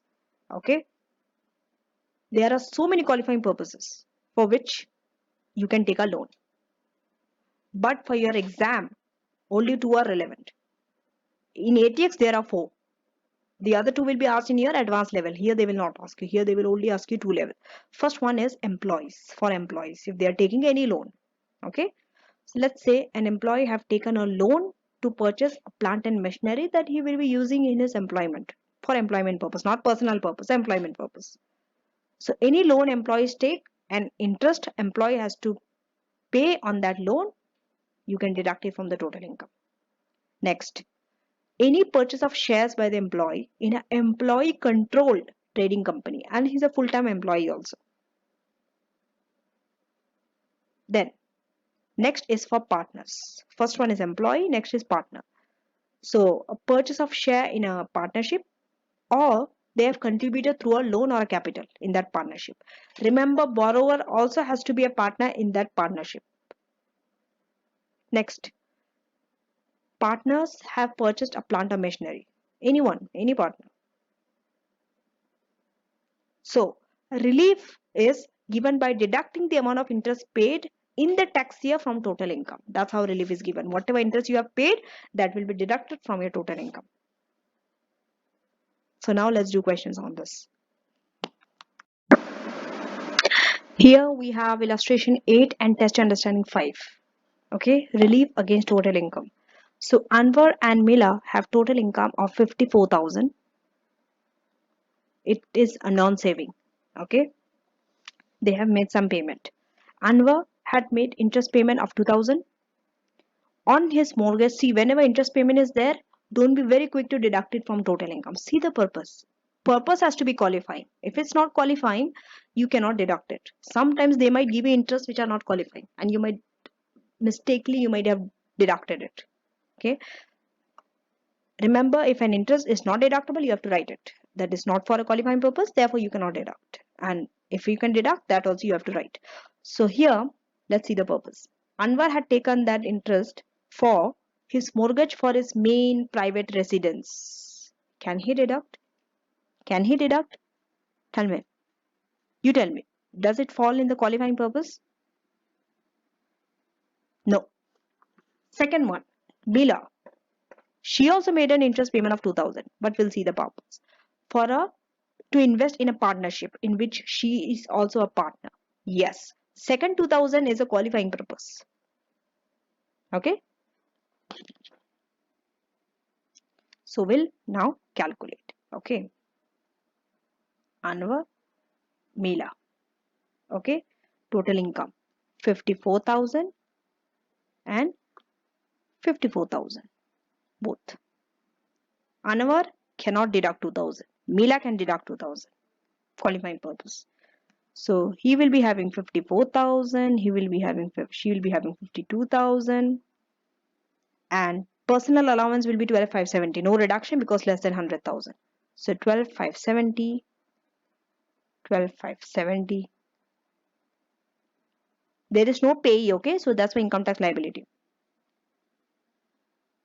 41,430. 39,430. Okay. And income tax liability, now I'm leaving it up to you. You will be able to calculate it. Okay. And check with the answer given behind. Don't check the answer first and then do it. First do it and then check the answer. Okay.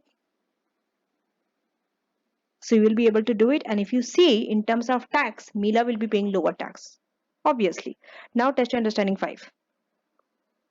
Same. But only one person. It's not a couple. Trading income, employment income, and both are non-saving. This both are non-saving and qualifying interest payment. The minute they say qualifying interest payment, don't check whether it's qualifying or not. It is qualifying only. Otherwise, you will not write qualifying. And this time pay is also there. So, and the question is payable, not income tax liability. Whenever pay is there, they will tell you income tax payable only. But sometimes to confuse you, they will give you the pay, still they will tell you to calculate income tax liability. That time don't deduct pay. Okay, if they ask income tax payable, then only deduct the pay. So tell me whether I need to do this or no, or you'll be able to do it. Because it's very easy. So just add up this two. Okay, add and deduct 4,000. It will add up to 51,950 and deduct your 12,750 personal allowance less than 100,000. It will come up to 39,380. First 37,700 into 20%, the balance at 40%, add together. Okay, and deduct the pay, and your income tax payable will come to 4592. This will be the final answer. Okay. Now is charitable giving. So tax relief, when you are giving a charity, tax relief for it is given in two ways. One is donations under the gift aid scheme. Second, payroll giving under the payroll deduction scheme.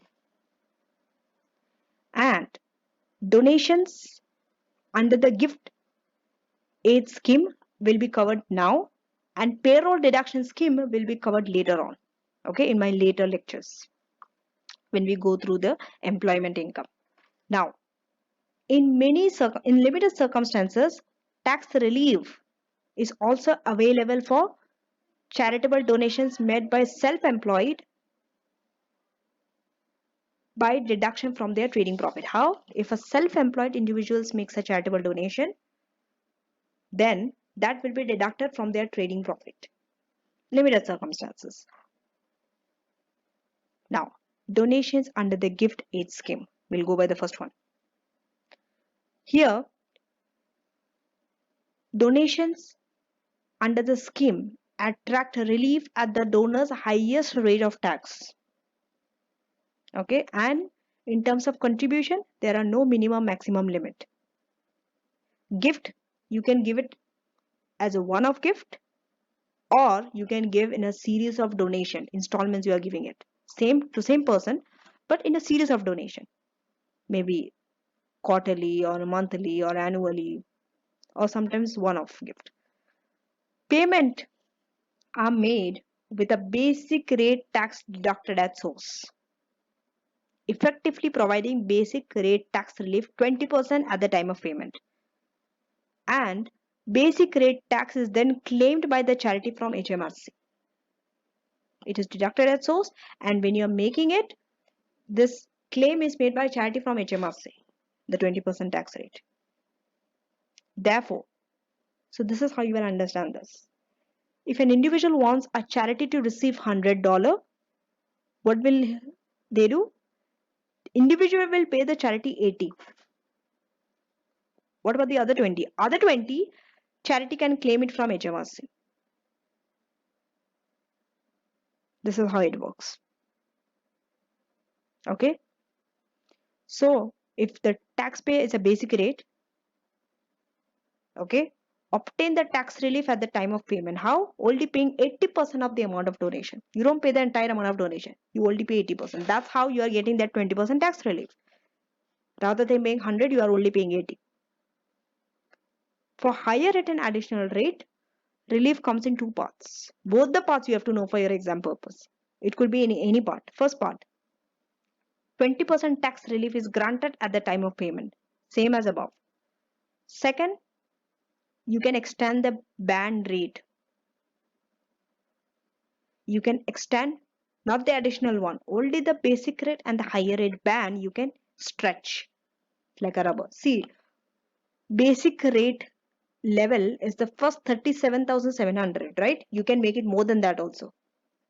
Only if you make this charitable giving. How? By adding the gross amount of that donation. Whatever the donation you are making, if it's net, you have to gross it up first.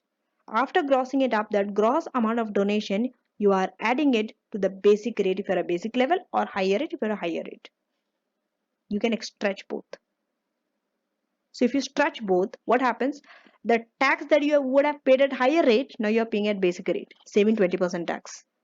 If you are at higher rate, the tax that you would have paid at additional rate, you are paying at higher rate. So isn't it a saving for you by stretching that band? More and more, if you can tax at basic rate, is better or worse? It's good, no? But you cannot stretch whenever you want. Okay? Only when you make some donation. Then only. So relief can come that way also. Okay? So the gross amount of donation is calculated as this. When you have to grow, most of the time it will be given net. Why? Because they have told you tax is deducted at source. So usually they give you a net figure. You have to gross it up, and this is the formula. Always remember it whenever you have to gross it up, because it is already always relief is at 20%. That's why it's always into 100 divided by 80, not any other number. So amount paid by the individual to the charity into 100 divided by 80. You get it? You will get the gross amount. You need the gross amount. Now, donations under the gift aid scheme. So this is what happens when you extend your basic and higher rate band. Okay. So whatever your income value to the value of the gross donation is taxed at this rate, 20% rather than 40%. So how much tax you are saving? 20%. Just take the difference, 40 minus 20. And if you are an additional rate, you are saving a 20% tax, 45 minus 20. You see? If you are a higher rate, you are saving 20%. If you are an additional rate taxpayer, you are getting a relief of 25%.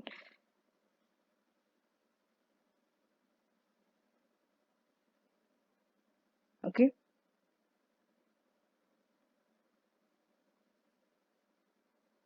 So remember this. Now we'll be doing questions on this charitable giving. Illustration 9 Test your understanding 6 and test your understanding 7 are for gift aid donation. So in the first one, Brenda has an employment income of 55,000, makes a payment of 3,600 in the RSPV under the gift aid scheme. Calculate the income tax liability. If you see test your understanding 6 and 7, they are same. Okay, some income, some gift aid, and calculate income tax liability. So here they each have an employment income of this, makes a payment of 2,000. Grace makes a payment of 2,000. Okay, so calculate both Paul and Grace's income. And test understanding 7, this is trading income, this is employment income, no saving, no dividend, gift aid is 47,000. Now, so the three situations are same, only the name is changed and the number is changed. So let's do it. Simultaneously, we'll do all the three parallelly together so that we can save time, okay? Because the nature of the question are same. So let's do that. Okay, so test illustration 9, 55 and 3, 600. So 55,000, you deduct your personal allowance, it will be full 42,430. Okay, now this is your taxable income. Remember, you have made a gift aid donation of 3,600, right? So you can extend your basic rate band. You're in the basic rate. Okay, how much? Tell me, this 3,600 is a gross amount or a net amount? It's always net amount. If they tell you gross, then only it's gross. Otherwise, it is always net figure and you have to gross it up. Default position is net position. Okay, the figure that they give you. So you have to gross it up. And how do you gross it up? Tell me, how do you gross it up? So your basic rate is 37,700, right? Tell me, how do you gross up? Plus your gift aid donation, GAD. So it is 3,600 into, always multiply by 100 divided by 80.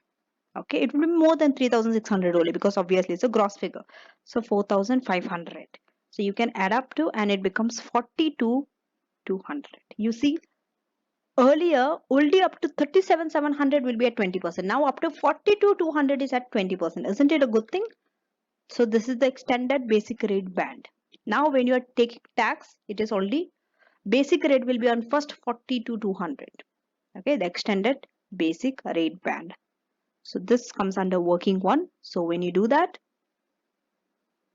you have to mention that it's working one and then show not 37,700, 42,200 into 20%, which will be 8,440. And this, and take the balance. Okay, 42,430 minus 42,200. Only 230 is the difference, which is at 40.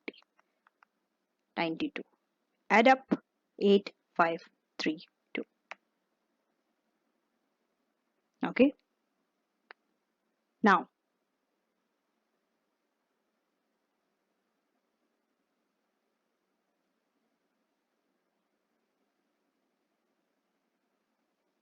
what else? So is it only the basic rate that is expanded by 4,500? No, even your higher rate, 150,000, it will shift on the right side now. Okay, add 4,500, it becomes 152,500. Up to this, it will be at 40%. Even this will be shifted towards the right. Okay, but because Brenda is a basic rate, we don't care about the higher rate. He's a basic rate taxpayer. Okay, he's, if he would be an additional rate taxpayer, it makes sense. Additional becomes into higher, but he's a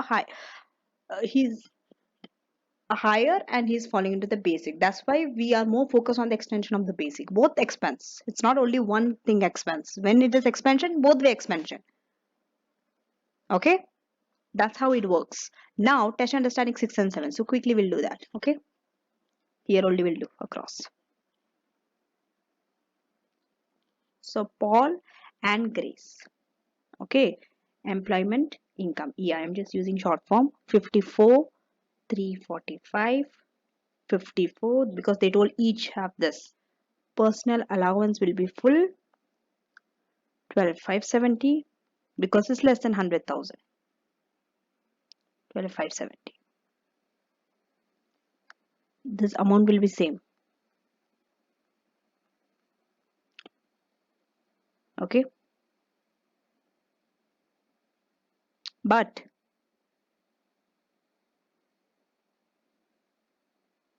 there is a thing.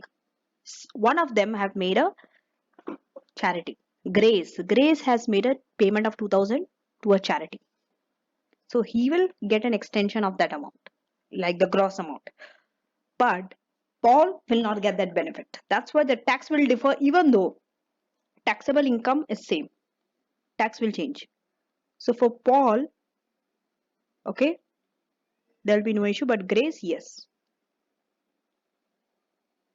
So we'll see that. Okay. So for Paul, it is 30. Normally we'll take 37,700 into 20. It is 7,540. And the balance 4,075 into 40% will be how much? 163.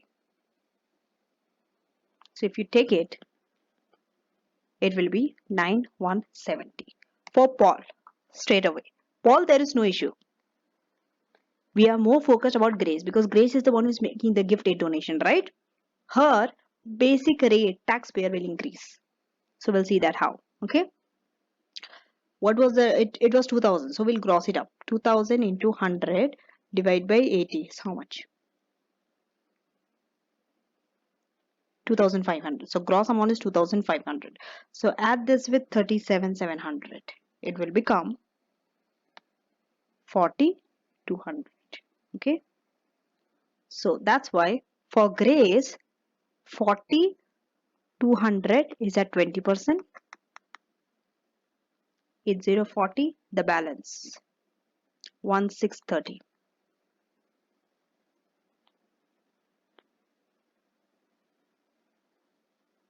Okay. Wait, it's not. Just wait a minute. I'm sorry. It's 1,575. Is at 40%. 630. 8,670. So just see the differences in tax. Okay. Now test understanding 7 is also same. Trading income 156,000. Trading income. Employment income 12,000. Add both 168,000 because it is 168,000. Okay. There is something to do with personal allowance. You might immediately tell me personal allowance is nil because it is more than 125, 140. But hold on. You have gift aid donations. When you're making a gift aid donation, that first you have to deduct from your total income, calculate your adjusted net income, then you decide whether personal allowance is reduced or not. So that's why there is a working which needs to be done here. Gift aid donation was how much? 47,000. It's a net amount. Gross it up. Gross that up. So when you gross up 47,000, it will be into 100 divided by 80. It is 58,750.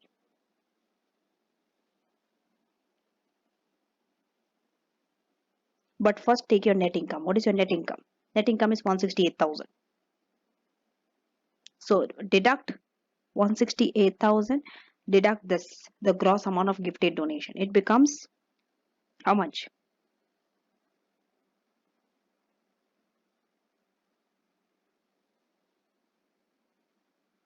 109,250. Did you see? Personal allowance, it is more than 100,000 but less than 125, 140. So personal allowance will not be nil but it will reduce. Okay, so we'll check this with 100,000. Okay, so there's a reduction in personal allowance. Okay, 9 to 50. Take 50% of this, which will be 4625. So your personal allowance is 12 at 570. It will reduce by 4625, which will be 7945. So this is your personal adjusted personal allowance now, 7945, which you will go here and deduct also.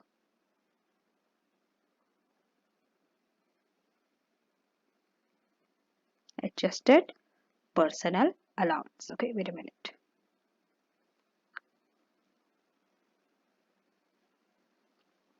So once it's done, this will become 160,055. This is total income. Remember, this falls in the additional category. So this time when you extend the ban, higher rate ban also you will extend and he will get the benefit. We'll see how. So basic rate ban will be extended. How? 37,700 plus 58,750, which will be 96,450. And for higher rate, this is basic rate. Higher rate also will be extended. What is the higher rate? 150,000. So 150,000 plus 58, same amount, will be 63,605. I'm sorry, this is the tax rate. I'm sorry. It is I'll rub it.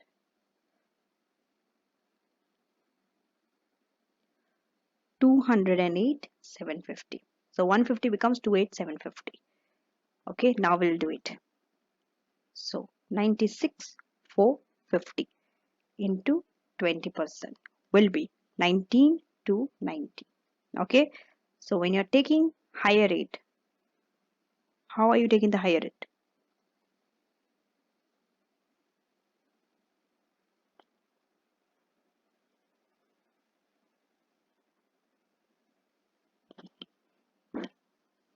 Tell me.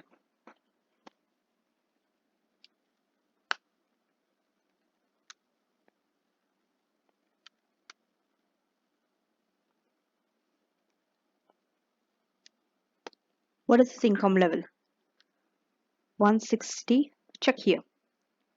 055, right? So the difference 63,605 will be at 40%. 25, 4, 4, 20. 4, 4, 7, 32.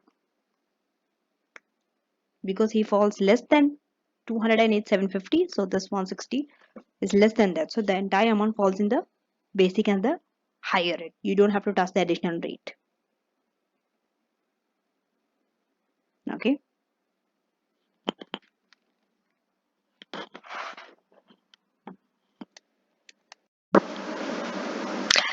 Now we are moving to child benefit tax charge.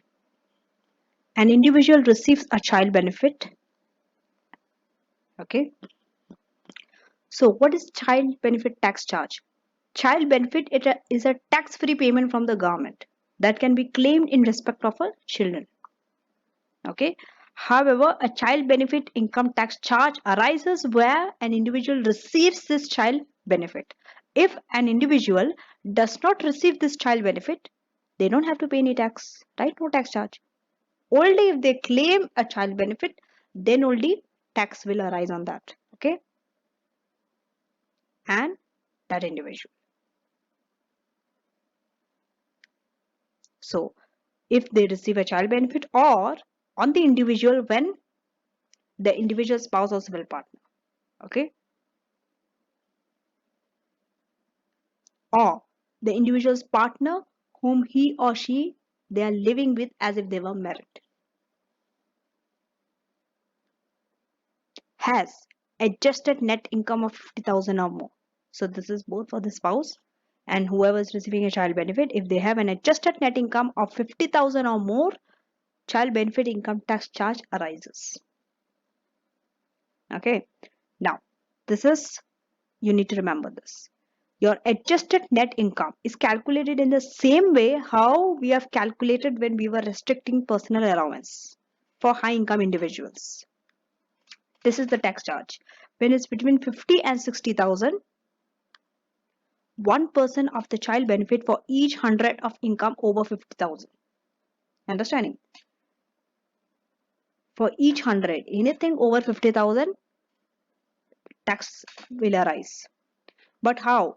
For each 100, there will be 1% tax charge.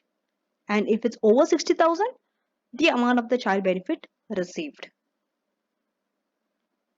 Now, when you are calculating, they will tell you what is the child benefit amount. In the exam, they will give you the figure. In calculating the tax charge, both the appropriate percentage and the tax charge are rounded down to the nearest whole number, not up, down.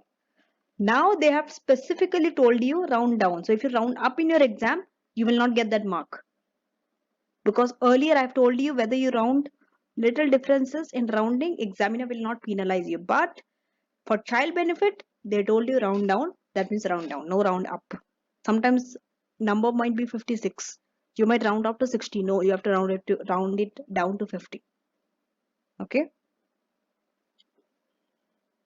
Both for the percentage as well as the tax charge needs to be rounded down to the nearest whole number. Now, the charge effectively removes the child benefit for high income individual. If you are a high income individual, you will not get this child benefit. It automatically removes it. Where the charge applies, the taxpayer must complete a tax return and the charge is collected through a self-assessment system. Same way how tax is collected. But the self-assessment system, I explained to you in chapter 2 and lecture 2. Now, child benefit claimants or their parents can avoid tax charge. How? If they choose not to claim the child benefit, right? If no child benefit, no tax charge. Where both partners have adjusted net income over 50,000, who is going to pay the charge? The person with the higher income is going to pay this. But in your taxation exam, thank God, this scenario will not be asked. You are saved.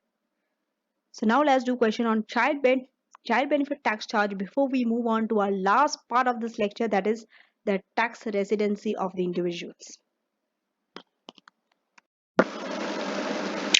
Illustration 10 and test understanding 8 both is asking you the similar question regarding child benefit tax charge. Okay, so here the couple has been married with 2 children and Haley received a child benefit of 1885. Patrick has no income as he looks after the couple's children. Okay, Haley is employed with a salary of 54,000. She paid 1,800 net to a charity. Calculate income tax liability. If you see test understanding 8 is also similar. Income tax liability. Okay. Gisela received a child benefit of 1134. Then trading profit is 60,000. Paid 2,000 to charity. So because they are similar, we'll do these two questions together. So let's do.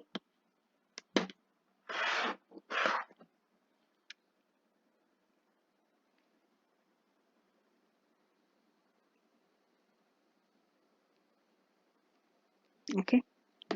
Now,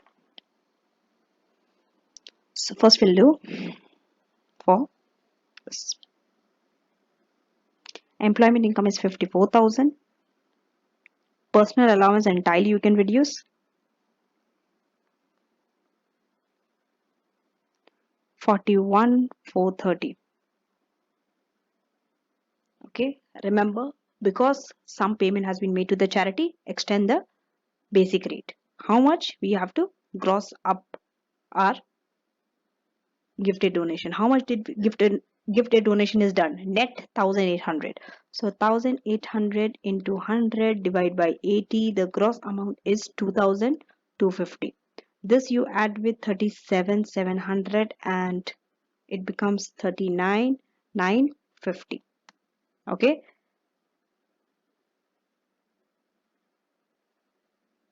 Remember, There's a child benefit also that you have received, for which working 2, this is working 1, working 2 is required. Okay, working 2 will not take place now. It is only after you have calculated your tax. So first we can do our tax. Okay, what is it? So 39,950 will be taxed at 20%. 7,990. What is the total income?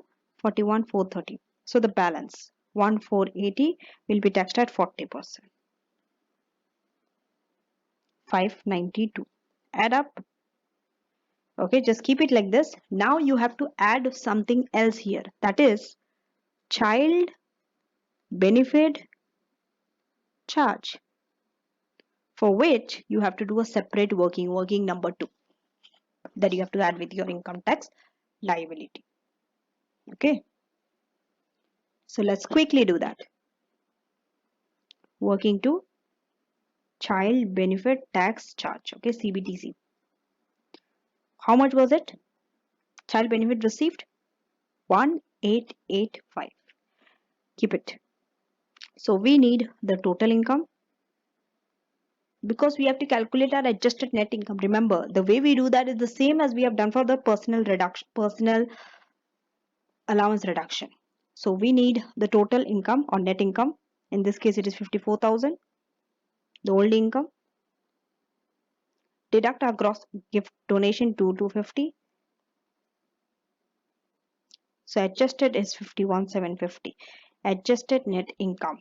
It's more than 50,000, less than 60,000. Between that range, right? So deduct 50,000. 1,750. Okay. Now, how do you calculate? This is child benefit tax. They told 1% per 100. So you have to calculate it in terms of the amount and the percentage. How much percentage? First, you have to take the percentage only, because without finding the percentage, you can't find a child benefit charge.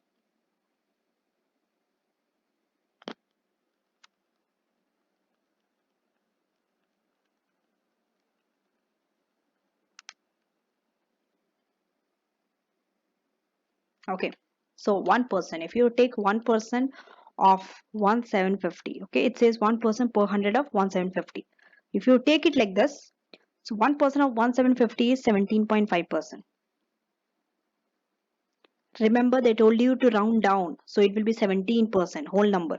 You can't take 17.5, so 17%. So this 17% you will apply it to the child benefit, which is 1,885. It's given here. This is why you need this percentage to calculate on the child benefit. If the percentage gets wrong, your answer gets wrong. And if your answer gets wrong, income tax liability gets wrong. You see how many places it is affected. Okay.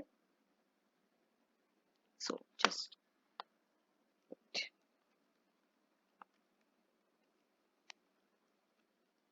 now. So if you take 17% of 185, it will be 320. Exactly, this is the amount you have to add with your tax. So you add here 320. Together, your income tax liability now will be 8902. Get it? Now, for test your understanding, 8.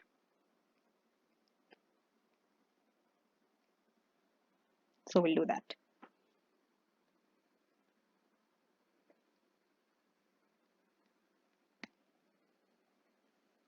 How much? 60,000 is the income. Personal allowance 12,570. This will not change. 47,430. Remember, you have to extend your basic allowance because of the gift aid donation. What was the gift aid donation? 37,700 plus 2,000. 2,000 into 100 divided by 80. You have to gross it up, which will be 2,500 by the way. So if you add up, it will be 40,200. Okay. So your 40,200 will be taxed at 20%, which will be 8040. So from 47 430, the balance. Okay, 7 to 30 will be taxed at 40%. 2892, and you need your child benefit charge,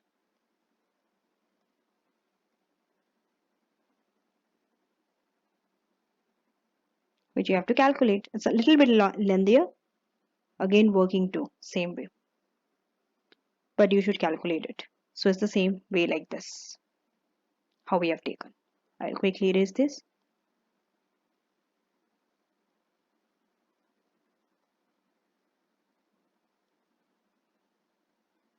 Okay, so in the same way format I've done, I will do this also. Child benefit received is 1134.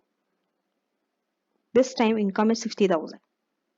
Okay, deduct 2,500 because that is the gifted donation gross amount. It becomes 57,500. From there, deduct 50,000 becomes 7,500. This 7,500 you have to take 1% of it. So 1% of 7,500 will be 75%.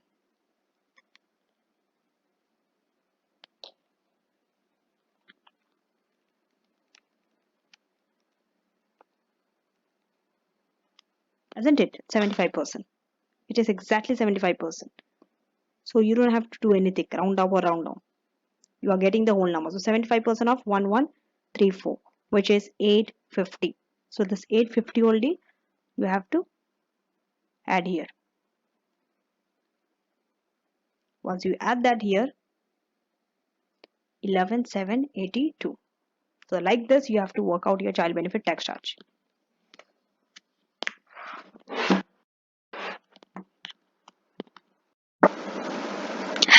Now is the last part of your lecture, tax status of an individual. This area is a little bit tricky and it's very technical area because there are lots of rules that you have to remember in this area. The reason I'm telling this area is little bit challenging is not to make you scared and say it's difficult and it's not scoring. No. Whenever I say something is a little bit challenging, the reason is I'm making you aware that you need to pay your attention more on this area. You need to work on this area more. Because when something is challenging and you know it, we start working more on it, right? More harder on it. And hence the result is in your exam students often perform better in the hard area than the easier ones. Why? Easier ones they tend to they are very overconfident on those fields. They overestimate themselves, they think that they can solve them, but harder ones they're very cautious, they're very careful, they tend not to make mistakes, so and that's important also. It's not to make you scared, but it's to make you more careful and work more harder on that. Because the harder areas, if you see a pattern, often the harder areas are highly scoring if you get the concept, if you understand the concept very easily. But the easier ones are more difficult. There you can easily lose marks. You understanding? Because harder ones is already hard, they cannot make it more complex for you. They will always be asked in the same manner. But easier ones, they can change, they can twist, they can make it very difficult, and you have no idea how they can do it. They can change the pattern, they can ask in any way, but the harder questions, they have a standard way of coming. Because they will not make it very hard. Already the topic is hard, they will not make it very difficult for the students also. That's why. Anyways, coming back to the topic, tax status of an individual is a very technical area, lots of things to remember. I'm telling you before, lots of numbers and dates you have to remember here. Okay, so starting here, when an individual is charged for tax, it's very important to make sure he or she is the resident of what country, because based on that only you have to pay tax, right? And here we are focused whether a resident is an individual is going to be a UK resident or not a UK resident. That is our focus.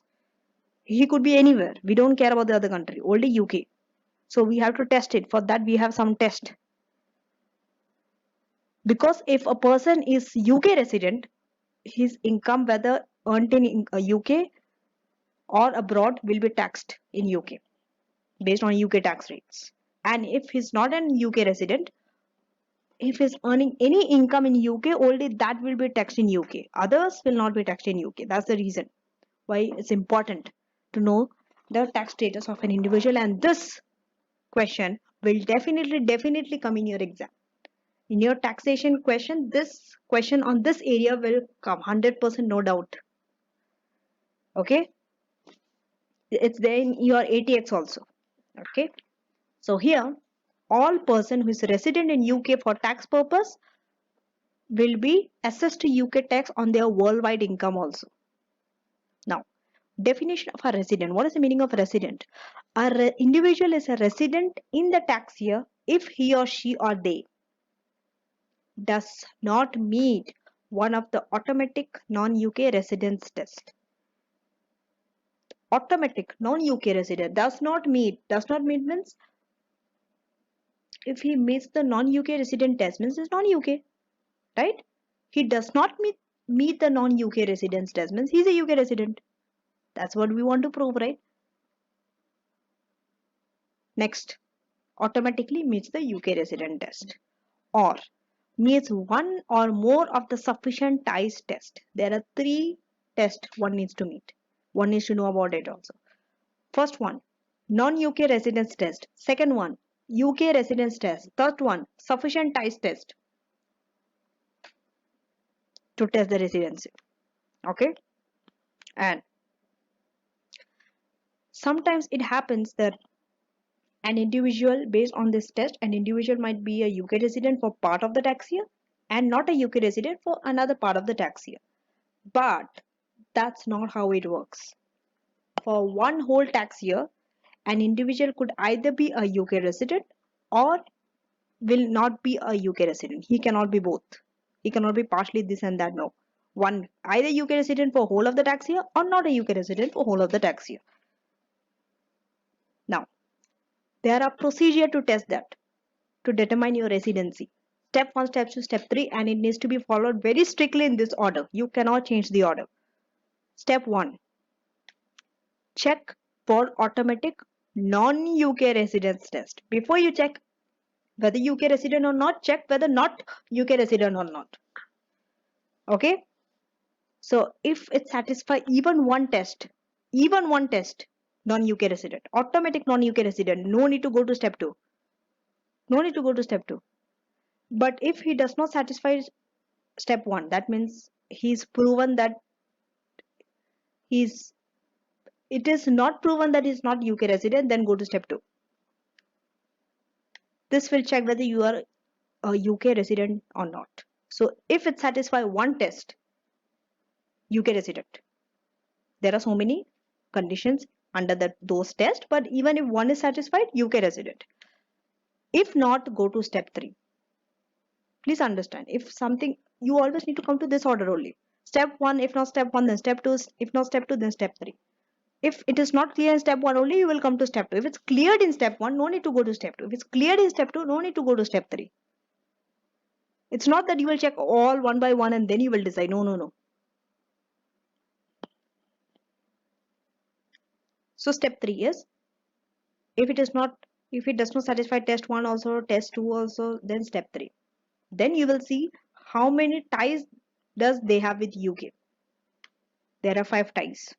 Based on those 5 ties we'll decide. And not only that, and the condition is and. It's not relevant to just have sufficient tie. And whenever it says and, that means both this and that have to be satisfied. If one of them is satisfied, no, both. If it's an or condition, okay, this or that. But and means both. Okay, so how many days the person have spent in UK in the tax year? That also with the sufficient ties it will be calculated together. Then there are some tax table which you need to decide your status. Okay, so let's start. Order, very important. Okay, sometimes it's possible for an individual to satisfy both step 1 and step 2. Automatic non-UK residence test, automatic UK residence test. If this is the case, remember, priority is given to step 1.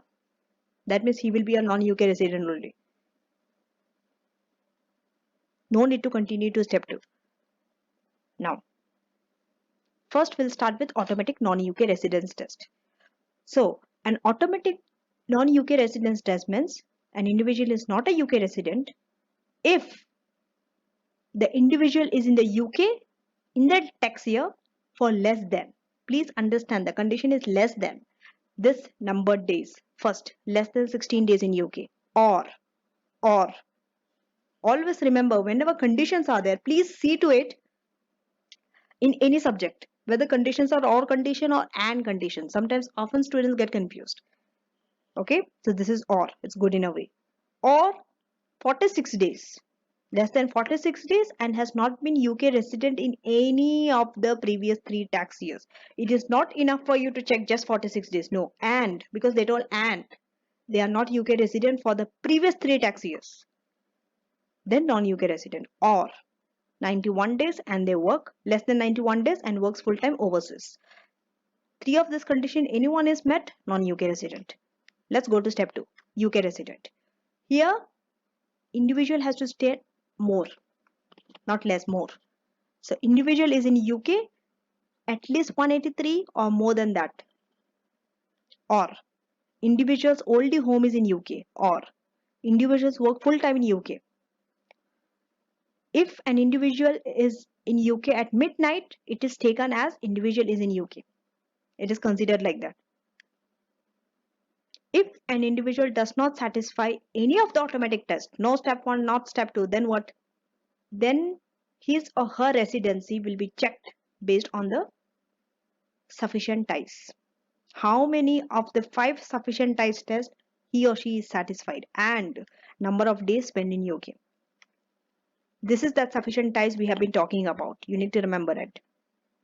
That means whether that individual, how that individual is connected to the UK. Based on these 5 types, an individual could be connected based on this 5, either because he or she has a family there, has a home there, is working there, have spent there, and is spending in that country more than any other country. So first we'll start with family.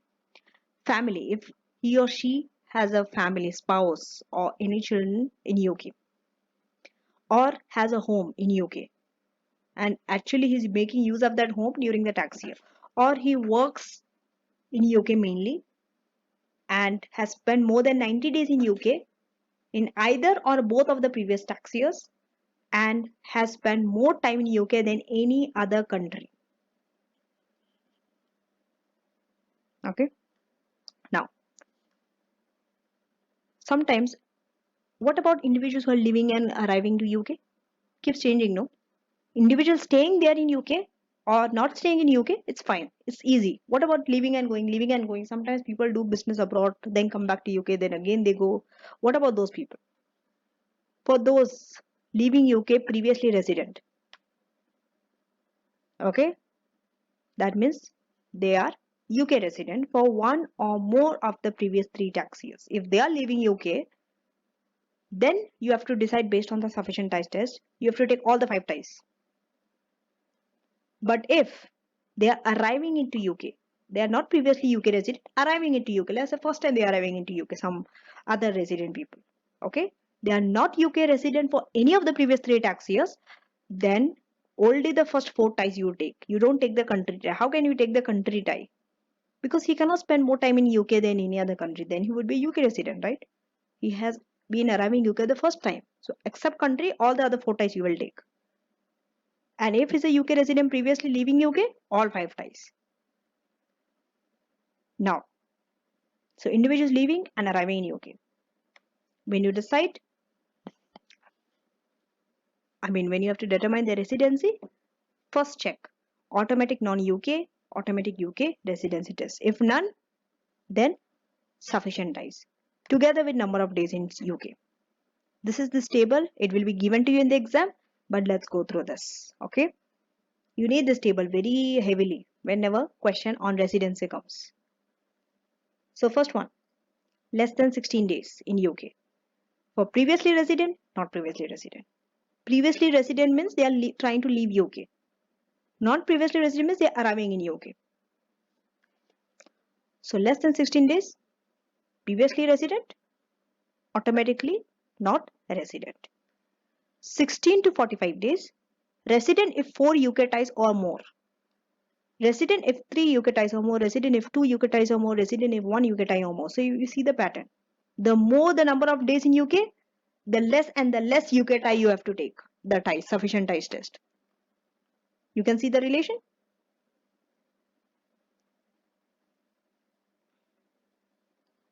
And if 183 or more, automatically resident. Coming to non-previously resident, less than 16, not resident. 16 to 45, not resident. 46 to 90, only 4 ties. 91 to 120, 3 ties, then 2 ties, then automatically resident.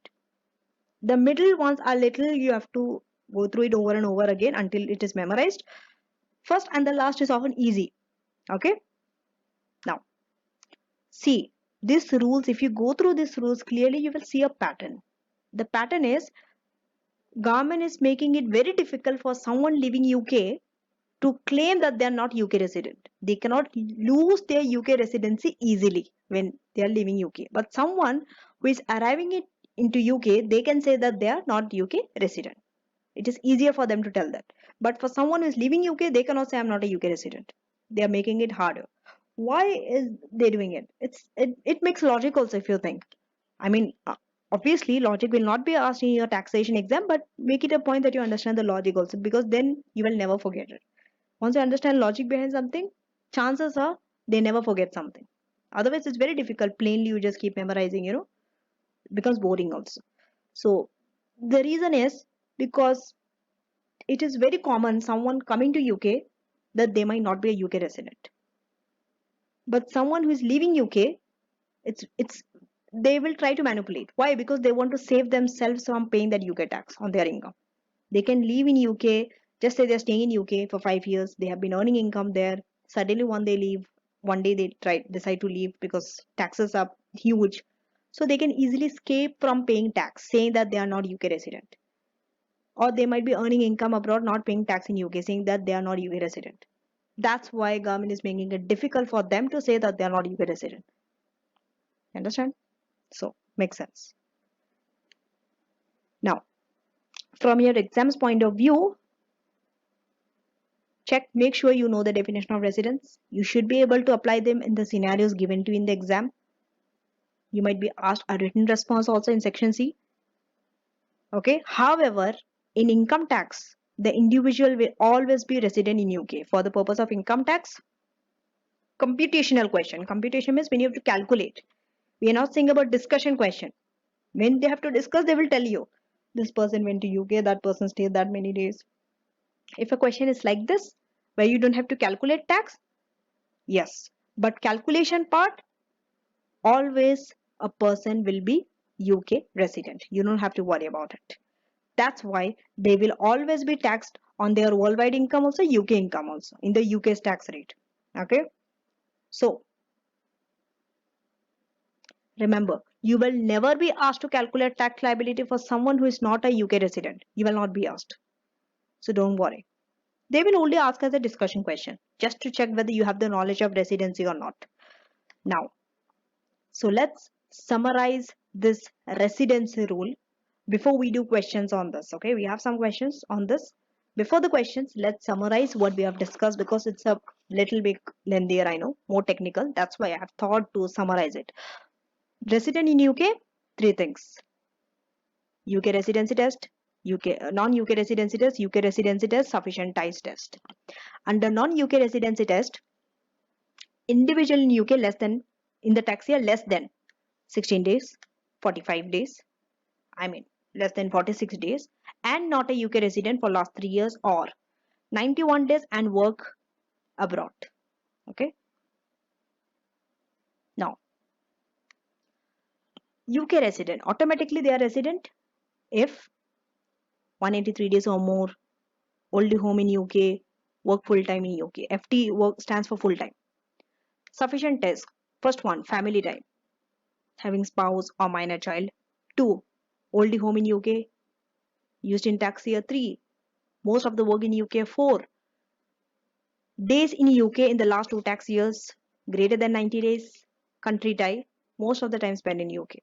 Okay, this sufficient ties test is further divided into 2. previously resident and previously not resident. If previously resident in UK, okay, UK resident in one of the last 3 years, then all the 5 ties. And if not a previously resident, not a UK resident in any of the last 3 years, only first 4 ties. Use tax table in the exam to decide your tax status. Now, let's do questions on residency before we do more questions overall from the entire lecture. Test your understanding 9. 4 scenarios are given. You have to tell whether the individual is a UK resident or not. Starting with the first one. Dictum or dictor. Pronounce it however way you want. So he was born in Germany. He has lived in his hometown in Germany until the tax year when he came to UK to visit on 10th June 2022 until 18th Jan 2023. Calculate. July, August, September, October, November, December, January. It will be around 7 months, 8 days. Okay, around 7 months, more than 7 months. So 7 months is not enough. You have to take it in days.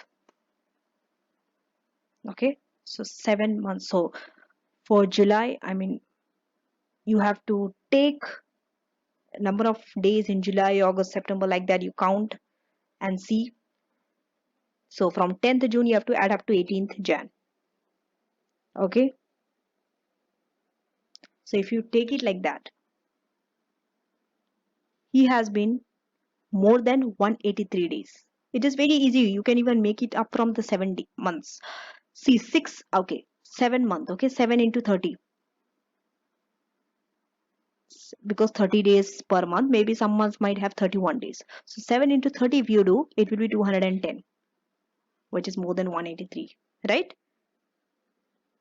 So 210. If you want to calculate specific days, you have to take number of days in each month, 31 days, 30, then like that, okay?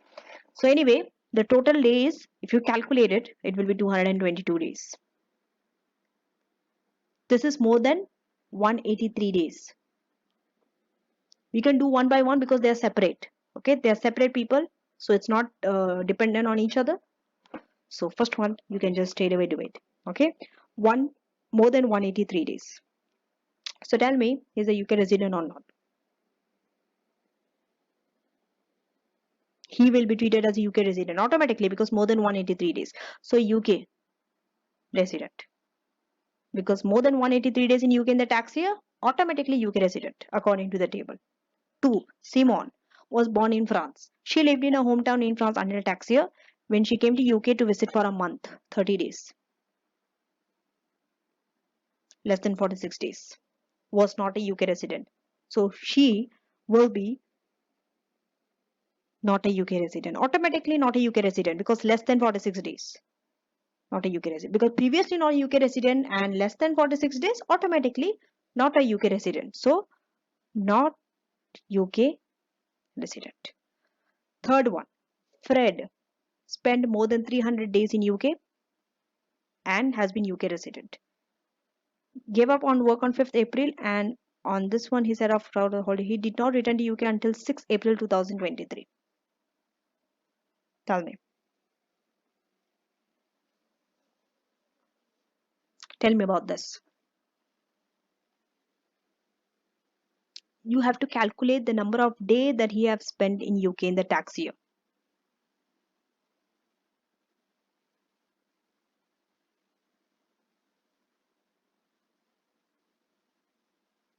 Tell me.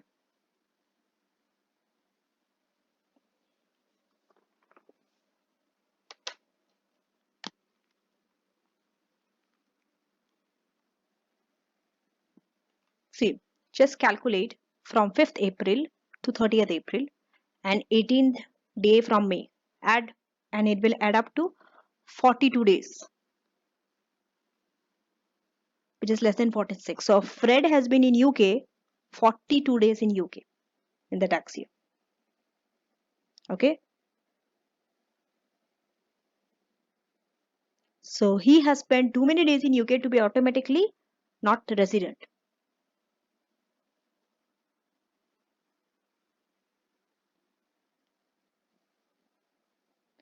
Greater than 16 days as previously resident in UK. You have to see his status, previously resident in UK. Okay. And if you see previously resident in UK but spend less than 45 days, okay, this is 42 days, less than 45 days. You have to see that table. So if you see, automatically he's not a UK resident. If you go by that table, automatically he's not a UK, because previously he's a UK resident, and this year he only spent 42 days, less than 45 days, 46 days.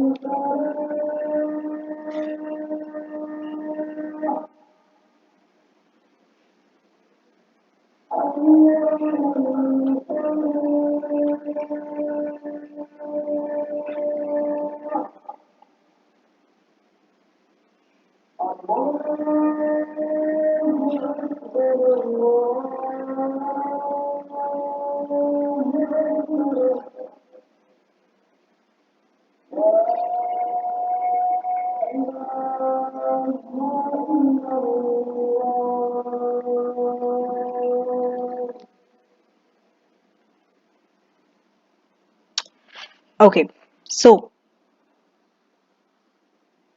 if you go by that table, previously UK resident and spend less than 45 days, 46 days, he is automatically not a UK resident. Okay, because he has not been automatically resident, he has not even spent sufficient days in UK, has overseas home, has not worked full time in UK. Okay, so but if you see, Fred is leaving the UK as he has been UK resident during the 3 previous tax years. So what will be his status?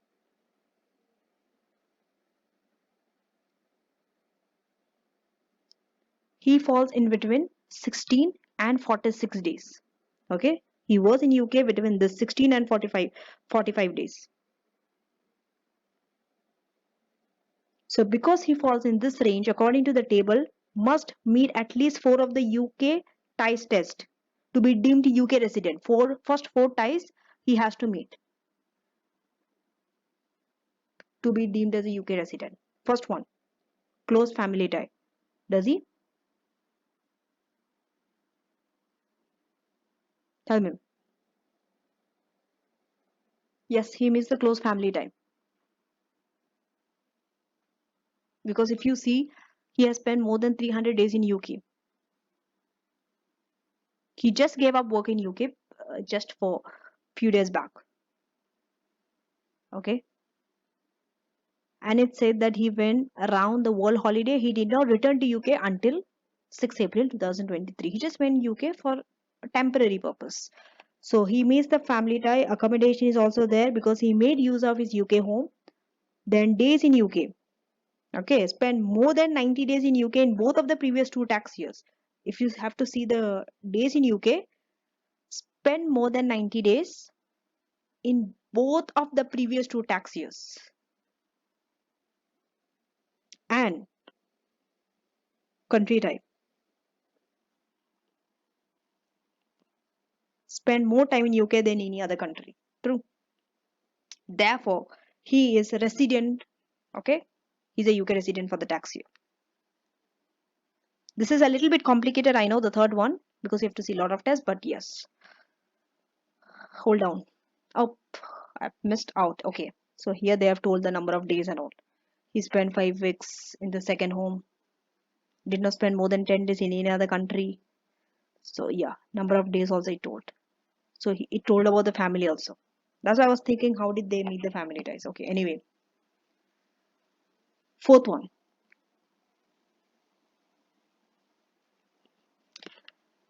Olga previously visited UK for 30 days. And each of the last 5 years was not a UK resident in those years. Okay, not a UK resident.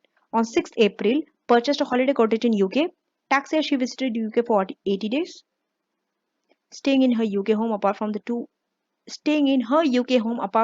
weeks when she stayed with her 17-year-old son who had come to study in UK. For the remainder of the year, she lived in a home in Germany. Tell me.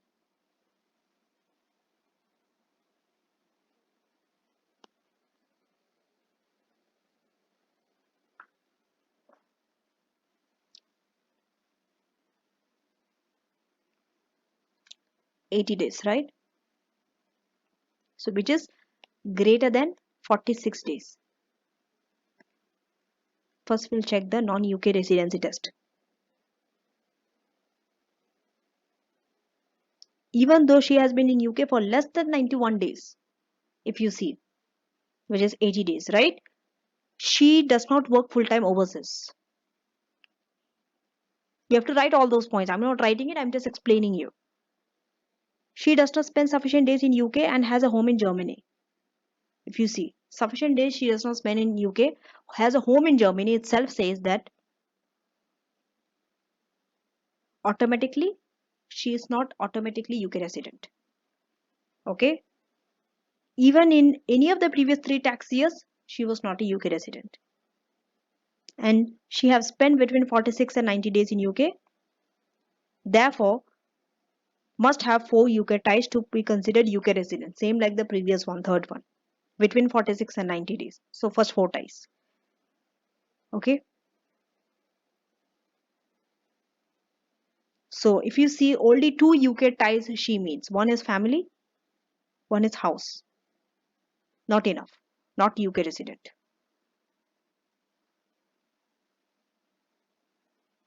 This is how you have to decide. It's a little bit complex, but it will come with practice. Don't worry. Only family, 2 ties met, not enough. 4 ties he has to meet. Accommodation ties not met because home is in Germany. Only family and the house. Sorry, accommodation, the house is in UK. House is also met. The others are not met. Country tie is not met. Work tie is not met. Right?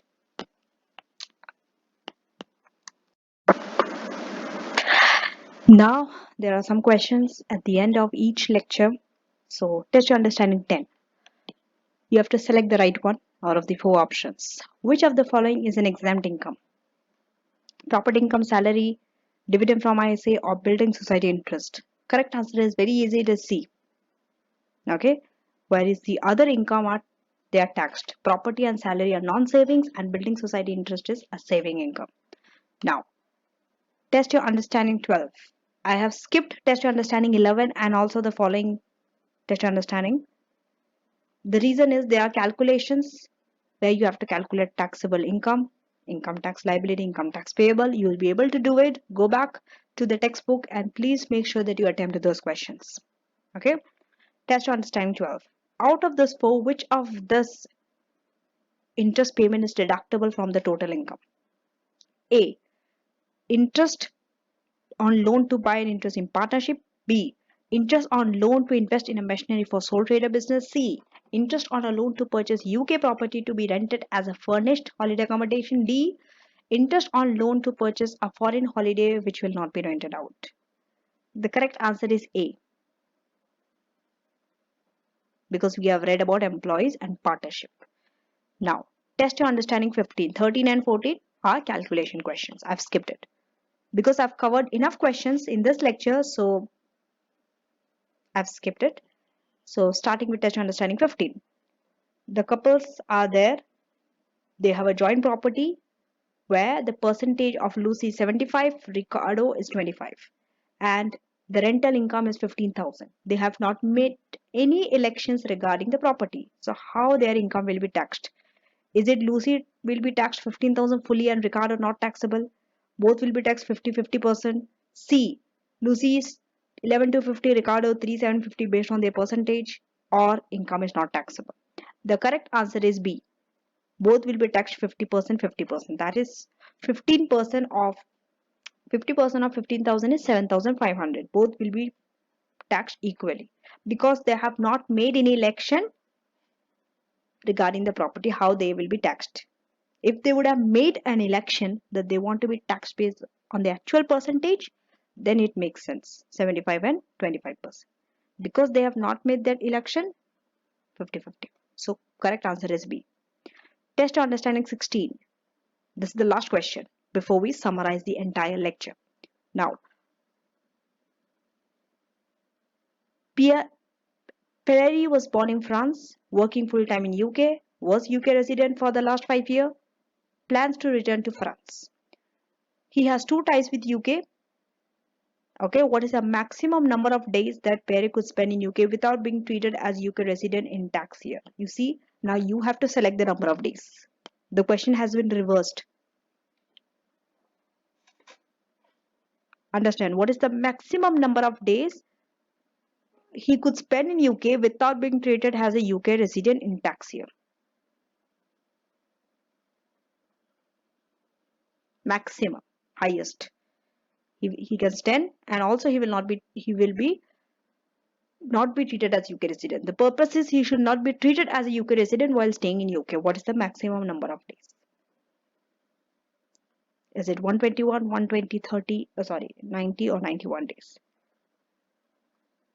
The correct answer is B. B is 90 days. The reason is this. Okay. Even though in your answer you don't have to explain the reason, but when you are learning, while learning, make sure that you know the reason. Just don't blindly select B. Otherwise, you will not understand. Question will be changed in your exam. It's always good to understand the reason. Then you are very sure that you are opting for the right answer. Because he has been uh, previously been resident in UK, has two ties. Okay. If he spends 91 or more days in UK, he will be treated as a UK resident. Why? Because previously he was a UK resident and two ties he has met. You have to see that table.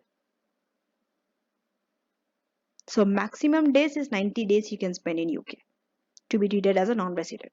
Because anything less than that, non-UK resident. More than that, he falls in the UK resident category. So that's it. Now we'll summarize this. So first, it is about basic taxable income computation. We went through exempt income. This income, if they are given to you, write that they are exempt, but don't put it in the table. They are ISA, individual savings account, national saving and interest certificate, winnings, or any bond, premium bond, or lottery, or anything. Then we have assessable income. Income are divided into three categories: saving, non-saving, dividend. Starting with non-saving. Non-saving has employment income, trading, property, pension. Then savings, bank interest, building society interest. Then dividend. Remember the tax rates also. Basic, higher, additional. 20, 40, 45%. For dividend, also remember the rates. It's different from non-savings and savings. Then we have reliefs. Okay, reliefs like losses. If there is any losses, deduct from your total income. Then qualifying interest payment, qualifying for partnership and employees. Then there are charitable givings that we went through. Gift aid, payroll giving. Payroll we didn't cover here. We covered gift aid, and we told we can extend the basic rate and higher rate and deduct it from our adjusted net income, the gross amount of gift aid. Allowances, personal allowance, 12,570.